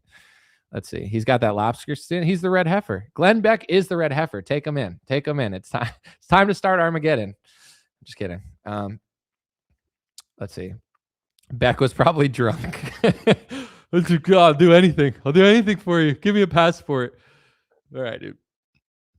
The Congo. That's a good one. I have nothing to offer you, Congo. Nothing but my voice. I sometimes ask, why was I born? I was born to get a dual passport from Congo. Then go, bro. Go there. Like, I've never even heard him talk about America that way. Like, he's so passionate. He's like, I don't even know why God put me on this earth. I don't know. To get on your knees and pretend that you're the red heifer so Israel gives you a passport? Is that why God put you here, Glenn Beck? Did he put you here to slobber over a foreign nation created by the Rothschilds that probably think you're a cattle, just not the right one for Armageddon? Like, is that why he put you here? To get a passport from a Rothschild country filled with people that think you're what I just said? Unreal. Cuba. I mean, yeah, like someone said South Korea, we see Mexico. I mean, it's like, dude, I'm honored. Dude, I want a passport so bad. Nothing for you. I have nothing for you. I'm a pathetic fat jester. I have nothing to do. Please, please. I took my kids to Mexico one time and they enjoyed Cozumel. Oh my gosh, they had such a good time in Baja California. And I thought to myself, California, Baja California, why not have a passport to both? I need both passports. Please, Claudia Scheinbaum, who just also happens to majestically be Jewish, but please give me a dual passport. It's like, dude, stop. Canada, Iran, dude, they're all funny. It's just like, it's just so cringe. It's so cringe. Like no one acts that way. It's just so cringe. And then they're like, why does everybody talk like, cause anyway, imagine having the audacity to, I missed that one. Someone needs to make AI red heifer Glenn Beck. Yeah, it would be funny with his like head on a red heifer and him like skipping in Israel and just being like, please, I'm nothing but a jester heifer. He's jester heifer maxing. He's like, I'm a heifer and a jester. I'll dance, I'll cry, I'll laugh, I'll sing Hava Nagila in a circle with you. I'll do what I have to do to become one of you. How do I stand with you in your country with a passport? I want it so bad, BB. BB, please consider giving the drunk fat heifer a passport. He doesn't want to go to Utah with his Mormons. He doesn't want to go to Washington with the psychopaths who run our government. I'm sure he doesn't want to go to California with the libtards. He wants to be a fat jester heifer in Tel Aviv for you. What an offer. What an offer. If Glenn Beck gave me the offer that he wanted to be a fat drunk heifer, I don't know if he really drinks or not, but a fat heifer for me, that's an offer that I can't pass down. I'm like, that's the nicest thing anybody's ever said to me, Glenn. Yeah, absolutely. I would accept a heifer, but you have to go to bed at 9 o'clock. You have to stay in your pen. You can't get too dirty. Once a week, I'm going to spray you down with a hose. And, just we got to make sure there's no parasites on you. And, eventually then, well, we could talk about you having more privileges inside the house. But until then, you have to live in the pen outside. He's like, that's the nicest thing anyone's ever said to me. I would like, that's how I feel like that whole situation's going, like him begging. Like, imagine if they were like, yo, yes, but you have to live in this barn. You can only come into town once or twice a week. We have to spray you down with a hose. And if you agree to that, then we'll consider giving you a passport. But you also have to jester max in the town square once a week. And we all get to point and laugh at you. And he's like, yeah, I mean, wow. But you'll give me a passport though? Wow. Thank you. Oh my gosh. And it's like, what country do we live in? It's so weird. Someone said big, beautiful beef. It's big, beautiful beef. Howard Lutnick says it's the juiciest because it's filled with steroids. It's disgusting, big, beautiful beef. They need to eat it in Europe because they don't have as many diseases as we have. And Howard's like, of course. I talked to Jeffrey Epstein. It was disgusting. He said, oh, massage table. Gross, disgusting. But we need to give Europe antibiotic-filled meat that they don't want. That's against their regulations. Because if they don't get diseases like America, then how are we going to bring in the third temple? Wait, what? I meant Jeffrey was bad or something. Oh, yeah. Okay, sorry. You almost got me there. All right, I'm out, folks. Appreciate you guys. God bless you. God bless your family. God bless America. God bless the world. Thanks for hanging out.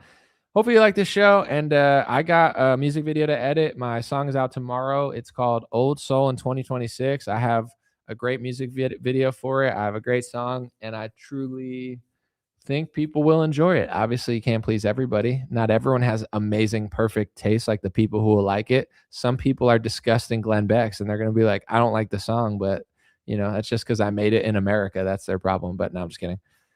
Martin Luther Stephen. What? Are you making a joke? I don't understand. But anyway, Bongino's mods are the strictest. They will ban you if you ever think you aren't a Dan fanboy. Dude, Dan Bongino has 100% support. What are you talking about, you doomer? You black pillar? Dude, Dan Bongino, everyone in the world likes him. He's going to win the next election 100-0, dude. Republicans are going to win the House, the Senate, the presidency. And then after they win the House and the Senate in 2026, then all the libtard Supreme Court justices are going to look and be like, oh my God, Donald Trump is so amazing. Wow, I'm going to be a Republican now. And then we're going to own the whole Supreme Court as well. And then Dan Bongino is going to be a king one day. So I hate to end the note on such a fake note. That's fake news. Dan Bongino's podcast is the #1 podcast in Israel. I mean, America. I mean, the world. And Trump has never been more popular. He's got 100% MAGA rating. I mean, he's crushing. He's absolutely crushing. So congrats, Trump, on your 100% MAGA rating. I think he deserves a few more Nobel Peace Prizes for may or may not have by mistake blown up a school or whatever. But still, Nobel Peace Prize for sure, because his ballroom, funded by the Adelson family and Lockheed Martin and a bunch of other donors and corporations and people who make bombs, that ballroom is going to be, oh my gosh, the aesthetics of that ballroom are going to be like beautiful. And then Bill Gates is going to get to go to the ballroom, and Howard Lutnick's going to go to the ballroom, and all the donors are obviously probably going to be invited to the ballroom first because they paid for it. And, you know, every fat retard who likes Trump sitting watching Fox News is going to be like, that's my ballroom. And it's like, you're never getting invited to that ballroom. I'm sorry for being rude, but it's like the ballroom's not for you. It's for the elites who paid for it. It's for the bomb manufacturers, and it's probably for the tech bros who are going to get to have meetings there. You're not going to the ballroom. Anyway, appreciate you guys. Have a good day. I'll be back soon, and check out the link. I'm going to post it one more time. If you pre-save it for free on Spotify, I like you slightly more than people who don't. Just slightly, though. It's not that big of a deal, but, you know, I do appreciate you by like the smallest of margins more. But that's just because I don't want to not appreciate people who didn't do it, because it's not that big of a deal. But if you do it, I appreciate it. And if you buy the song on iTunes for 99 cents, then I appreciate you a lot more than the gap between the people who didn't and do the Spotify thing. So you got iTunes, you got Spotify, you get it. Song.link/oldsoul. Check it out. And I will be back with more videos when I'm inspired to. And when I'm not, then I won't. And that's just how it works now. So appreciate you guys.